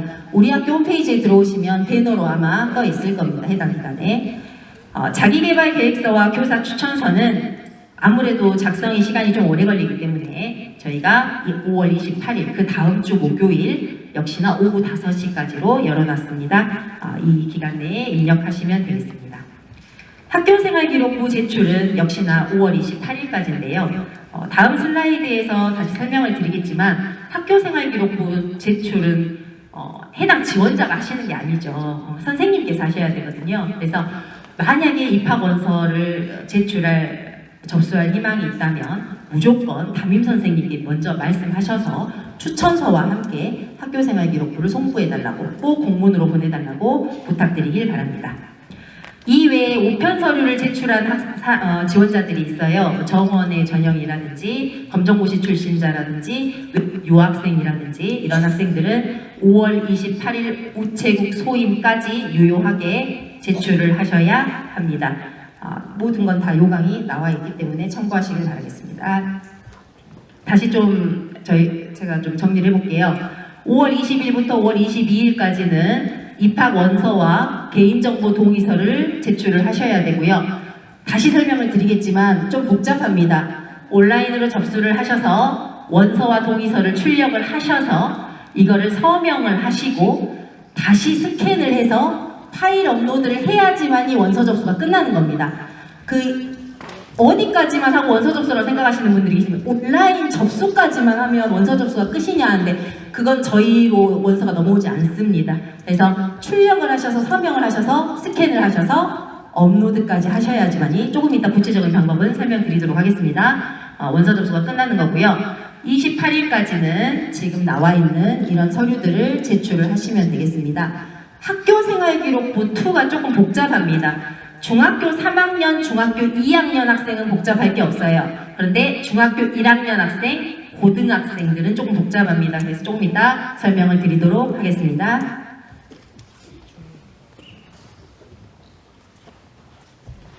그 지원자별 양식을 보시면 저희 중학교 2학년, 3학년 학생은 그냥 학교에서 선생님이 보내주는 공문 학교생활기록부 2만 제출하시면 됩니다. 그거는 그냥 이제 학교에서 보내는 거니까 담임선생님께 말씀만 드리면 되는 거죠. 중학교 1학년 학생은 우리 학교는 초등학교 학교생활기록부 원본을 등기우편으로 제출을 하셔야 됩니다. 중학교 1학년 학생은 저희한테 생활기록부가 2개가 와야 되는 겁니다. 그 학교에서 전자로 보내는 생활기록부와 지원자께서 실제로 그 초등학교 가가지고 뽑아가지고 원본 그 직인 찍어가지고 주신 그 원본을 등기로 보내주셔야 되고요. 고등학생 같은 경우는 그러면은 한 단계 위로 생각을 하시면 되겠죠. 그러니까 고등학교에서 보내는 전자, 현재 고등학교를 다니고 있기 때문에 전자생활기록부를 공문으로 보내시고 중학교를 졸업했기 때문에 중학교 졸업 생활기록부를 등기로 보내셔야 합니다. 모든 건 원본으로 보내셔야 됩니다. 그 다음에 검정고시 외국 유학생은 따로 저희한테 좀 질문을 주시면 좋겠습니다. 하는 수가 있지는 않기 때문에 제출 서류가 좀 복잡하거든요. 그래서 이런 식으로 자기에 맞춰서 서류를 준비를, 특히 생활기록부를 준비를 하시면 되겠습니다. 저희가 여러 가지 원서를 작성하기 전에 동의를 해야 되는데 이렇게 7가지나 동의를 하거든요. 그 중에 지금 빨간색 2가지가 되게 중요합니다. 지금 교장선생님께서 말씀하셨죠. 영재학교는 총 전국에 8개가 있습니다.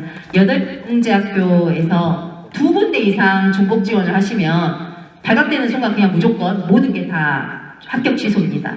그래서 저희가 진학사 어플라이를 쓰는 학교가 8개 중에 7개 학교고요. 한 학교는 다른 방법으로 원서를 접수를 받고 있는데 7개 학교는 진학사 어플라이에서 똑같은 아이디로 접수를 하면은 무조건 중복이 뜹니다. 중복이 떠서 그거는 알 수가 있는데 그 나머지 하나의 학교는 저희가 수기로 다 엑셀 작업으로 해가지고 중복자를 확인을 합니다. 그렇기 때문에 절대로 중복 지원하시면 안 되고 중복 지원하시면 무조건 탈락입니다. 근데 이제 저희 영재학교에 합격했든 불합격했든 후기 2학기에 과학고 일반 과학고 지원이 가능한데 합격을 했든 불합격을 했든 그건 가능합니다. 그건 참고해 주시면 감사하겠습니다. 두 번째는 의학학계열원 제재사항입니다. 저희 아시다시피 의대를 진학하면은 모든 받았던 것을 다 토해내셔야 됩니다. 그래서 그거를 이제 동의를 받는 거고요. 이 의학학계열 지원 제재는 나중에 저희가 3단계 합격, 생각만 해도 너무 황홀하죠. 3단계 합격은 거의 이제 최종 합격이기 때문에 3단계 합격했을 때 저희 오리엔테이션 때 학생 및 학부모 서약서를 이렇게 받고 있습니다. 그러니까 원서 접수 때도 서약을 하고 실제로 3단계 합격을 해도 또 서약서를 받습니다. 그래서 의학학계열 지원 시에는 이러한 비익을 받게 된다는 걸 알고 계시면 되겠고요. 뭐 다양한 아까 저희 교장 선생님께서 많이 말씀을 하셔가지고 다 이해하셨을 거라고 생각을 합니다. 실제로 의대를 가실 생각이 있으시면 우리 학교를 쓰지 않으셔야 됩니다. 당연하게. 우리는 이공계 계열의 영재들을 기르는 학교입니다. 그래서 의학학 계열을 원하신다면 다른 곳으로 가주시면 감사하겠습니다. 입학 원서를 접수한다고 이제 보겠습니다. 저희 인터넷 원서 접수 사이트에서 입력을 하시고 지금 그 입학 요강 뒤쪽에 보시면 있어요. 근데 그 서식에 직접 입력하실 게 아니고 실제로 진학사 사이트에서 자신의 개인정보를 입력을 하면 이게 입력이 된 상태로 짰다. 좀 이따 보여드리도록 하고요. 출력 후에 아까 말씀드렸듯이 지원자, 보호자 날인 후에 또는 서명 후에 업로드 하시면 되고 가장 중요한 것 중에 하나가 문자, 수신, 휴대전화 번호를 제발 수신이 좀 가능한 것으로 꼭 올려주시기 바랍니다. 저희는 무조건 뭐 다양한 번호를 입력을 하시겠지만 문자 수신용 번호에 대부분 모든 걸 보내거든요. 그러니까 그 번호를 정말 정확하게 입력을 해주시면 좋겠고 사진은 직접 부착하지 않습니다. 업로드 사이트에서 진학사 사이트에서 업로드를 하면 자동으로 출력이 됩니다. 그것도 참고해 주시면 되겠습니다. 원서 작성해 보도록 하겠습니다. 지금 전국 단위 전형 저는 정원혜입니다. 예. 그리고 저는 행정구역상 읍면지역에 삽니다. 이런 식으로 클릭을 했고요. 이름을 입력했고 그 다음 주민등록번호를 입력을 정말 잘못한 예가 너무 많습니다. 이거는 저희뿐만 아니라 다른 영재학교 부장님들하고도 이야기할 때 꼭 자기 주민번호를 입력을 잘못해서 그래서 그 옆에 보시면 표시라고 돼 있거든요. 표시를 누르면은 내가 뭘 입력했는지가 보여요. 꼭 확인하시고 제출하시길 바라겠습니다. 그러면 이런 것들을 다 내 개인정보를 입력을 하면 진학사 사이트에서 이런 식으로 지금 보시면 우선은 이제 지원자 정보를 기재를 하고 저장을 하시고 그러면 이제 출입하고 싶은데 자기개발계획서를 쓰라고 나올 겁니다. 그러면 자기개발계획서 난 조금 이따 쓰고 싶은데 라고 하면 대충 그냥 쓰시면 돼요. 나중에 수정이 가능합니다. 근데 이거를 쓰셔야지만이 전형료 결제가 돼요. 그래서 어쩔 수가 없는 사안이라 이거를 대충이라도 작성하시고 전형료를 결제를 하셔야지만이 우선 원서가 접수 입력이 끝난 겁니다. 그래서 입력이 끝나면 그 다음에 입학 원서를 출력을 할 수가 있거든요. 그러면 이렇게 자동으로 내용이 채워져서 나옵니다. 이런 식으로. 그래서 이거를 여러분께서 출력을 하셔서 여기 지원자에 서명하시고 보호자 이름 쓰시고 서명하시고 업로드를 하시는 겁니다. 스캔해서.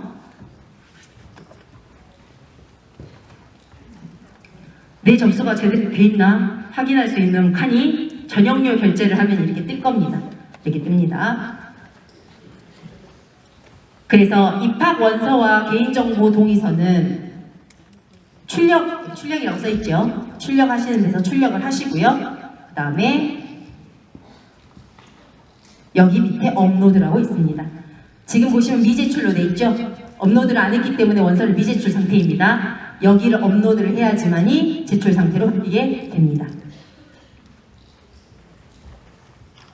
참고로 저희 집엔 스캐너가 없는데요. 휴대폰으로 이렇게 잘 찍어서 업로드 하셔도 됩니다. 휴대폰으로 찍어서.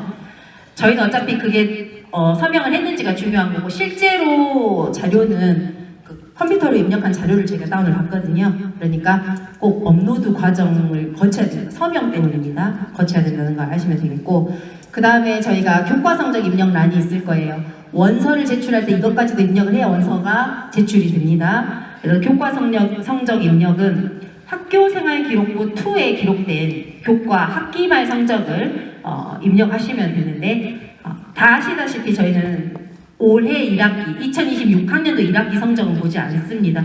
그래서 어차피 나와 있지도 않고요, 생활기록부에. 그래서 생활기록부를 미리 달라고 하셔야 돼요, 담임 선생님께. 그래서 미리 달라고 하셔서 그 생활기록부와 똑같이 적어주셔야 됩니다. 똑같이 적어주시고 성취도, 수강자 수, 원점 수, 과목 평균을 생활기록부에 나와 있듯이 동일하게 적어주셔야 되고요.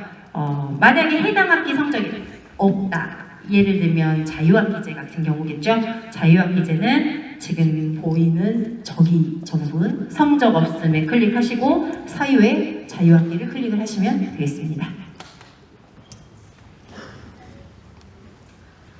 내가 제대로 입력했나 확인하고 싶으시죠? 입학 원서와 내신 성적을 제대로 입력했는지 확인하는 부분입니다. 저기 확인 수정에서 확인하시고 수정하실 수 있으시고요. 그냥 확인만 클릭하시면 밑에 있는 확인을 클릭하시면 이런 식으로 중학교 내신 성적 입력 확인 자료가 나옵니다. 이거는 따로 뭐 제출하시는 거 스캔해서 제출하지는 않습니다. 그냥 입력이 잘 됐는지 확인만 용도로만 쓰시면 되겠습니다. 학교생활기록부 2 같은 경우는 교사들이 보내시는 거기 때문에 우리 학부모님들은 구체적인 내용은 모르셔도 되지만 그래도 선생님께는 안내는 드려야 되니까 이런 식으로 이제 안내를 드려주셨으면 좋겠습니다. 학교장 결제 공문이어야 되고요. 그다음에 나이스에서 생활기록부를 PDF로 저장을 하는데 제일 헷갈리는 것 중에 하나가 상급학교 제출용을 체크를 하는 경우입니다. 강주학교는 우리보다 중학교보다 상급학교니까 체크해야지 이렇게 이제 생각을 하시는데 체크를 하면 생기부 내용 중 확인이 불가능한 내용이 생겨요. 그래서 무조건 체크를 해제입니다. 해제. 상급학교 제출용을 해제를 하셔야 돼요.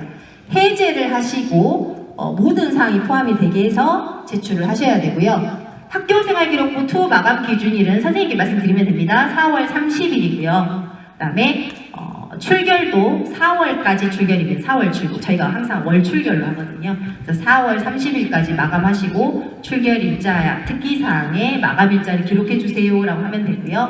봉사활동은 우리 입학 전형 요강 공고일이 4월 17일이었죠. 그래서 4월 16일까지 한 내용만 반영을 합니다. 아까 말씀드렸듯이 6학년도 1학기 아무것도 그러니까 출결하고 봉사는 저희가 볼 수 있다는 거죠. 나머지 활동은 전형에 반영하지 않습니다.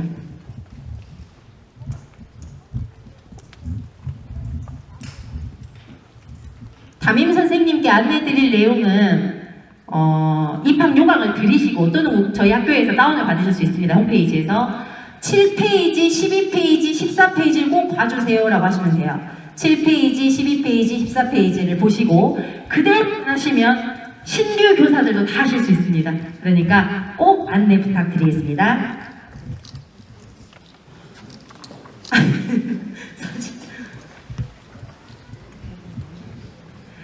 네, 자기계발계획서.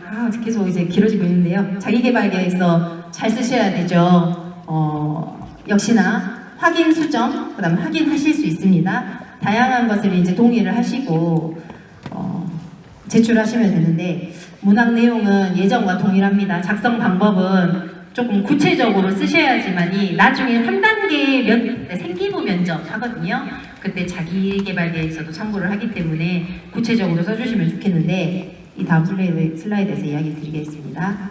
자기계발계획서는 역시나 객관적 사실에 근거해서 정직하게 다 저희 요강에 있는 내용입니다. 그 다음에 중요한 것은 학생 본인을 식별할 수 있는 내용은 쓰시면 안 됩니다. 저는 땡땡 중학교 누군데요 이런 식으로 쓰시면 안 됩니다. 그 다음에 수학 또는 과학 올림피아드, 경시대회 입상 실적, 인증시험 및 능력시험 점수는 기재를 하지 마셔요.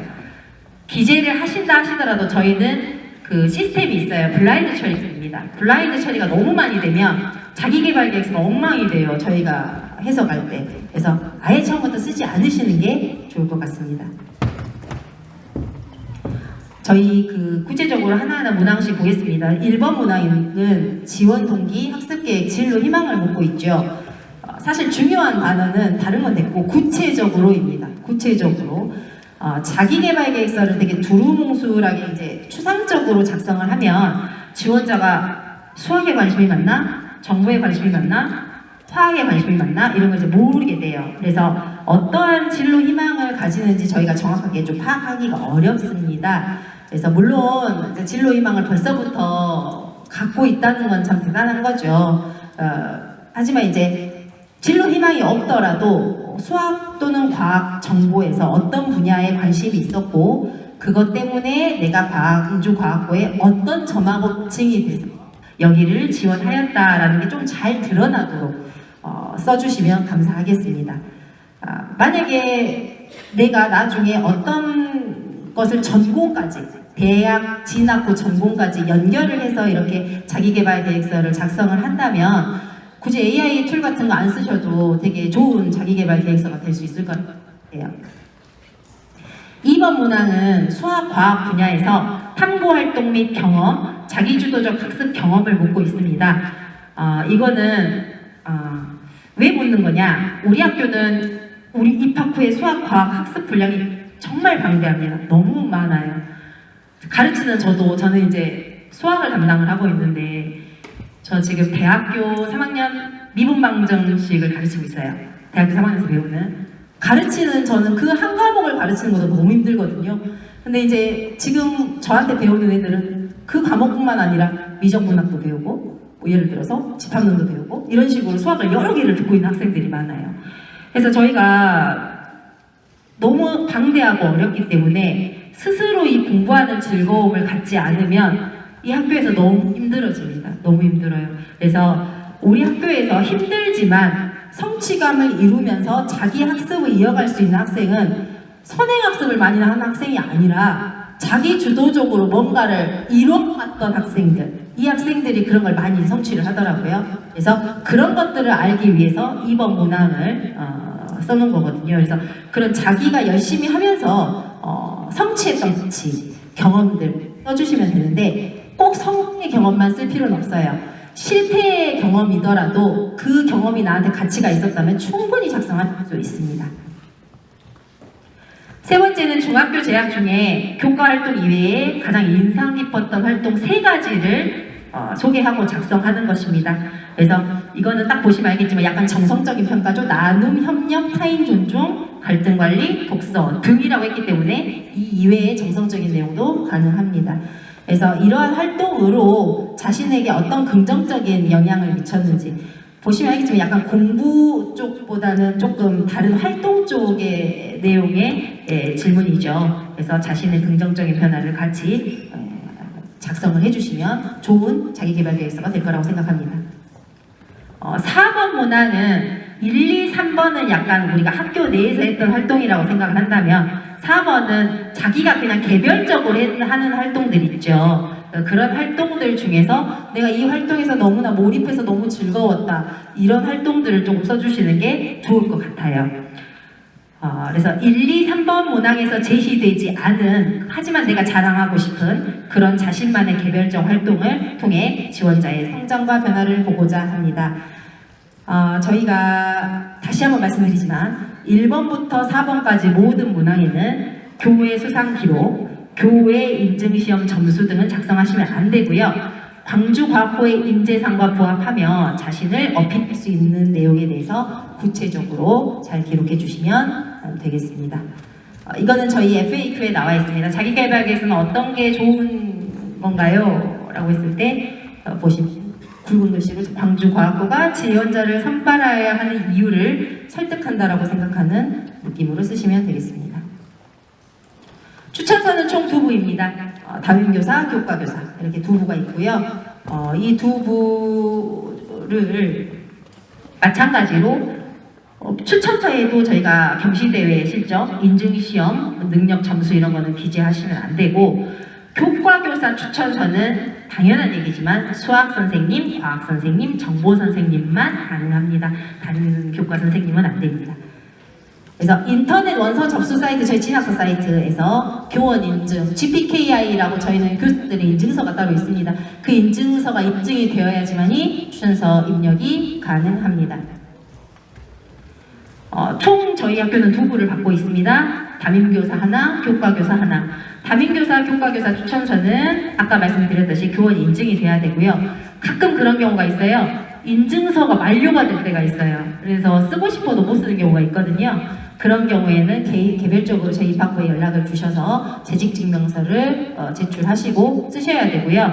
현직 교사는만 가능한데 현재 꼭 담임선생님이 담임교사 추천서를 쓰실 필요는 없어요.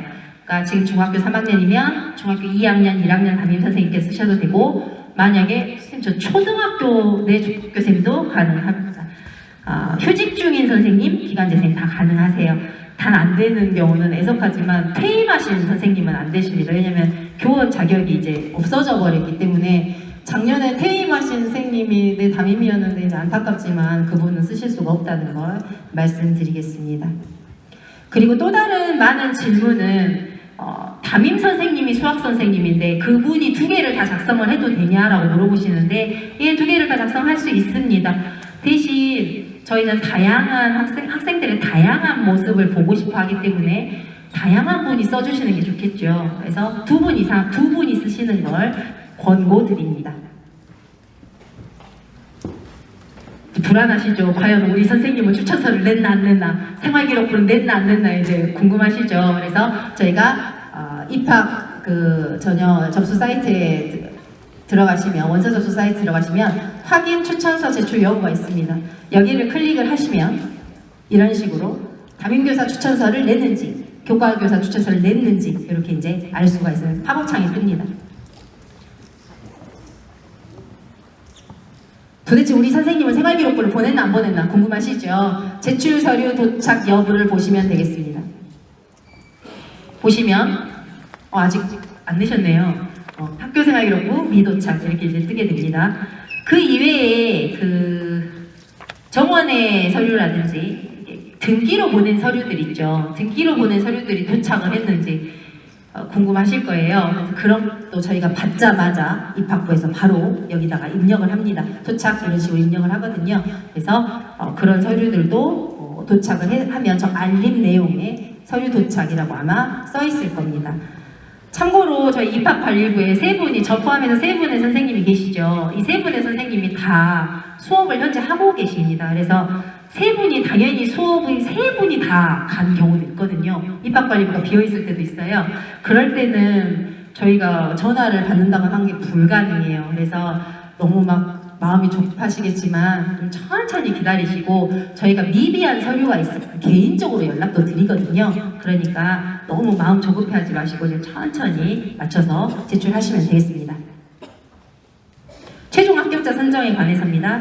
저희가 8월 21일에 생각만 해도 너무 행복하죠. 3단계 합격자가 발표가 돼서 합격을 했어요. 그러면 이 학생들 기준으로 8, 9월 중에 오리엔테이션을 실시하게 됩니다. 만약에 나는 의대를 가야 되겠다, 합격은 했지만 의대를 가야 되겠다 해가지고 갑자기 등록원을 미제출하는 경우가 생겨요. 그럼 결원이 생기게 되죠. 결원이 생기면 예비 합격자를 저희가 몇 명을 뽑아놓거든요. 예비 합격자 중에서 추가 합격자를 발표를 하긴 합니다. 대신 예비 합격자 명단은 공개하지 않습니다. 이유가 뭐냐면 합격 상황을 매매를 한다거나 이런 조금 불미스러운 상황이 생길 수가 있기 때문에 저희가 예비 합격자는 따로 발표하지는 않고 예비 합격자한테 갑자기 연락이 갈 수가 있습니다. 그러면 이제 합격을 하는 게 되겠죠. 그렇게 알고 계시면 되겠습니다. 3단계 합격 이후에 학교 생활을 중학교 생활을 불성실하게 했거나 학교폭력 가해 사실이 있거나 한 학생은 최종 합격되지 않을 수 있음이라고 적었으나 사실은 불합격입니다. 불합격이라 생각하시면 되겠어요. 그래서 저희가 3학년 2학기 성적은 조금 신경을 쓰셔야 되거든요. 나중에 합격자 대상으로 말씀드리도록 하겠습니다. 그래서 그것까지 통과가 되면 최종 합격자는 2026년 12월 중순쯤에 개별 통보를 하게 됩니다. 유의사항입니다. 저희가 각 단계별 전형에 등록을 하셔야 돼요. 알고 계시겠지만 전형료도 단계별로 있죠. 1단계 통과하면 2단계를 다시 등록을 하셔야 돼요. 돈을 내고 2단계 통과하면 3단계 등록을 하셔야 돼요. 그래서 각각의 등록을 하지 않으면 자동 불합격 처리가 된다는 거 유의하시길 바랍니다. 그리고 저희 입학전형 평가과정 결과는 일체 공개를 하지 않습니다. 그거는 너무나 모든 영재학교가 다 그렇게 하고 있기 때문에 좀 양해 부탁드리겠습니다. 저희 학교가 원하는 학생입니다. 인재상입니다. 저희 인재상에 맞춰서 또 저희 자기개발 계획 작성을 해주시면 조금 더 좋겠죠.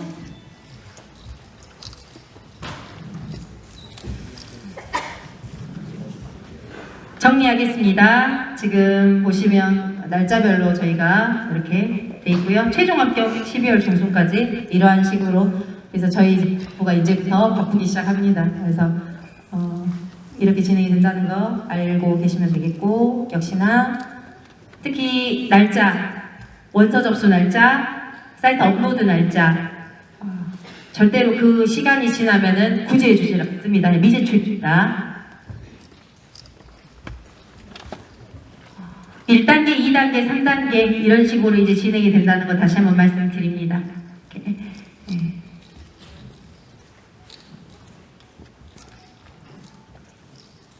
저는 아인슈타인이 되게 그냥 똑똑한 사람인 줄 알았는데 아인슈타인 스스로도 되게 어떤 문제에 대해서 되게 길게 연구를 했다고 하더라고요. 우리 학교에서 보면 실제로 머리가 좋아서 온 애들도 많아요. 저는 실제로 수학을 가르쳐 보니까 좀 더 잘 느끼겠죠. 근데 결국에 좋은 결과? 뭔가 이 학생은 참 잘 될 거라고 생각한 학생은 어떤 그 지능보다는 약간 몰입하는 애들, 집착하는 애들, 이 애들이 훨씬 더 나중에 좋은 결과가 있겠다 생각이 들더라고요. 그래서 그런 학생들이 우리 과학고, 강조과학고에 많이 지원할 수 있도록 해주시면 감사하겠습니다.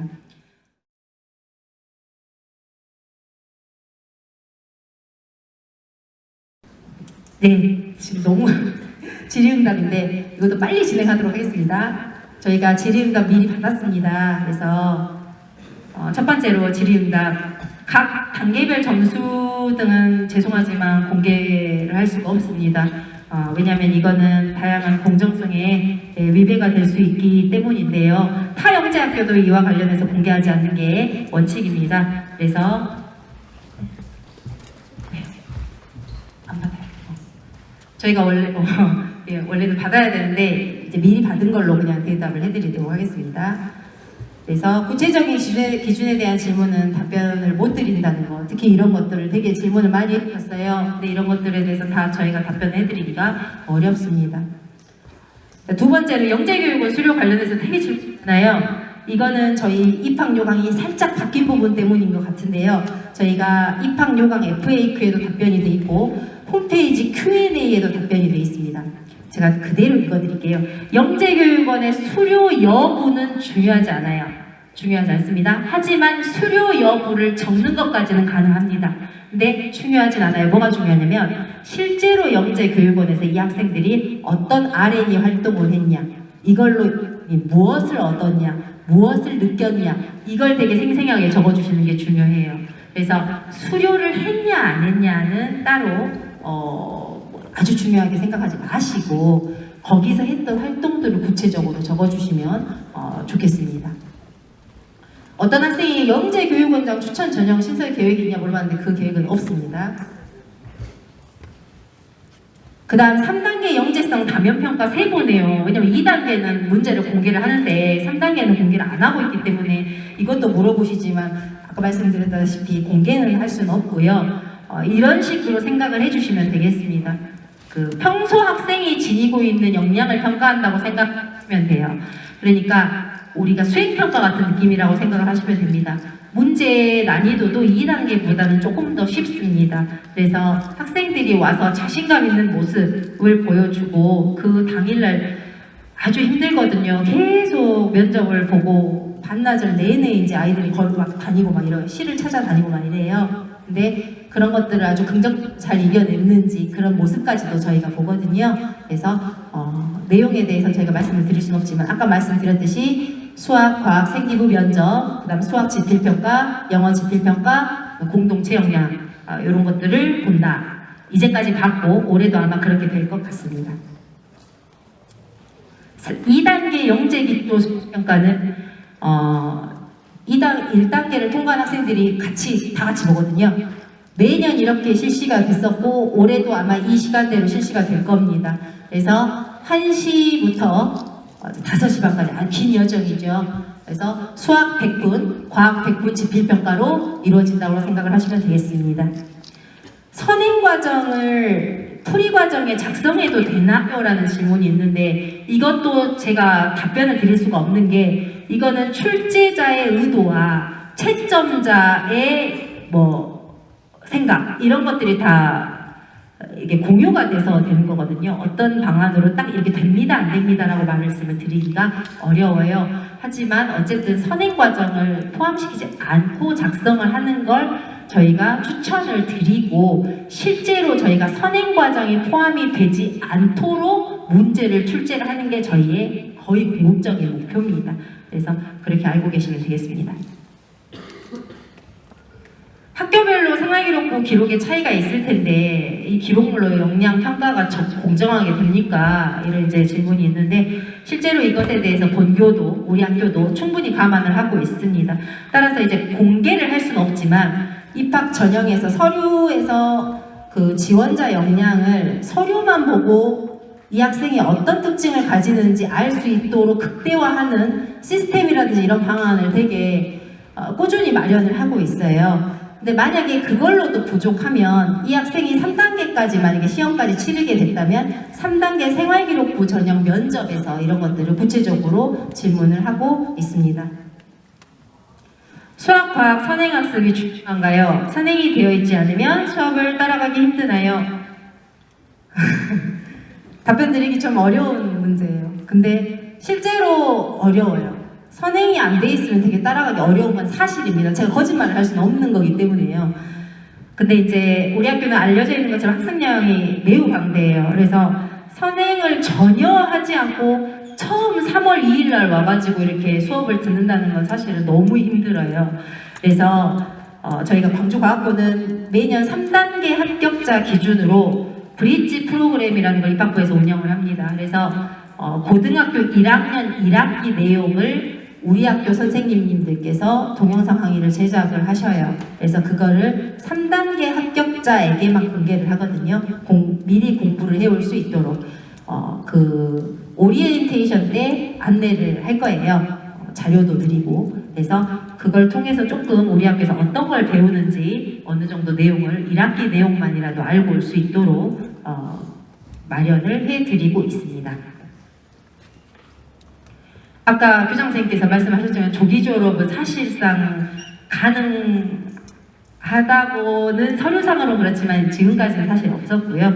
저희가 그 활동을 모두 채워서 학점을 채우는 것도 너무나 힘들어서 3학년 2학기까지 대부분 다 하고 졸업을 합니다. 전반적인 학교 생활을 되게 궁금해 하시는데 기숙사는 지금 전 학생이 쓰고는 있지만 기숙사는 실상 선택입니다. 의무가 아닙니다. 의무 입사가 아닙니다. 근데 기숙사를 만약에 들어오지 않으면 정독실 사용이라든지 이런 게 좀 제한이 생겨요. 그래서 대부분 이제 우리 학교에 좋은 인프라를 좀 많이 쓰시려면 하시는 게 입사를 하시는 게 좋겠죠. 그래서 지금까지는 거의 100% 입사를 하고 있었습니다. 지금 학술 동아리나 1인 1특기 어떤 게 있냐 그러고 물어본 질문들도 많았는데 조금 이따가 표로 안내해 드리도록 하겠습니다. 이것도 엄청 화두입니다. 저희 전남 광주 특별시 통합이 되면 지역인재 전형 어떻게 되냐 여쭤보는데 답변은 저도 모릅니다. 근데 실제로 그 지역인재 전형 자체가 없어지진 않아요. 모든 영재학교가 자기 지역 학생들을 뽑는 전형이 있습니다. 그래서 우리 학교도 지역인재 전형은 당연히 없어지진 않고 존속은 하지만 현재 45명을 뽑고 있는 걸 그대로 유지를 할 것이냐, 45명보다 늘어날 것이냐, 45명보다 줄어들 것이냐에 대해서는 저희가 답변을 드릴 수가 없습니다. 그거는 다 이제 저희가 행정 예고를 한다든지 아니면 내년 입학 요강 발표 때 아시게 되실 것 같은데, 중요한 것은 통합이 이미 거의 가시화되어 가고 있기 때문에 실제로 전남 학생들은 내년에 원서를 내실 때는 아마도 지역인재 전형을 낼 수가 있다라고 말씀을 드리겠습니다. 광주과학고 내신은 몇 년 전까지 상대평가였는데 지금 한 1, 2년 됐어요. 절대평가로 모두 전환이 됐습니다. 모든 과목이 다 지금 절대평가로 내신을 지금 평가를 하고 있어요. 아이들이 조금 더 이게 뭐가 좋다 나쁘다 말할 수는 없어요. 장단이 있긴 한데 어쨌든 지금 현재로는 절대평가로 모든 내신을 운영하고 있다는 걸 말씀드리겠습니다. 저희 2026년 학술 동아리 목록입니다. 이런 식으로 이제 운영이 되고 있어요. 저는 이제 수학교과다 보니까 저희 수학은 6번째 인티그럴 하고 그다음에 엑시옴 세 번째 엑시옴, 이렇게 엑시옴이 수학에서 공리라는 뜻입니다. 그래서 여기 두 개가 운영이 되고 나머지 이제 문화생지 과목들 이렇게 운영이 되고 있다라는 거. 그다음에 상설 동아리입니다. 저희가 이런 식으로 이제 상설 동아리가 운영이 되는데 매년 똑같은 건 아니고요. 살짝씩 학년도가 바뀔 때마다 바뀔 수가 있습니다. 2026년 1인 1특입니다. 저희 이런 식으로 이제 금요일 8, 9교시, 아까 학술 동아리는 목요일 8, 9교시 격주로, 그 다음에 1인 1특기는 금요일 8, 9교시 격주로 이렇게 이루어지고 있습니다.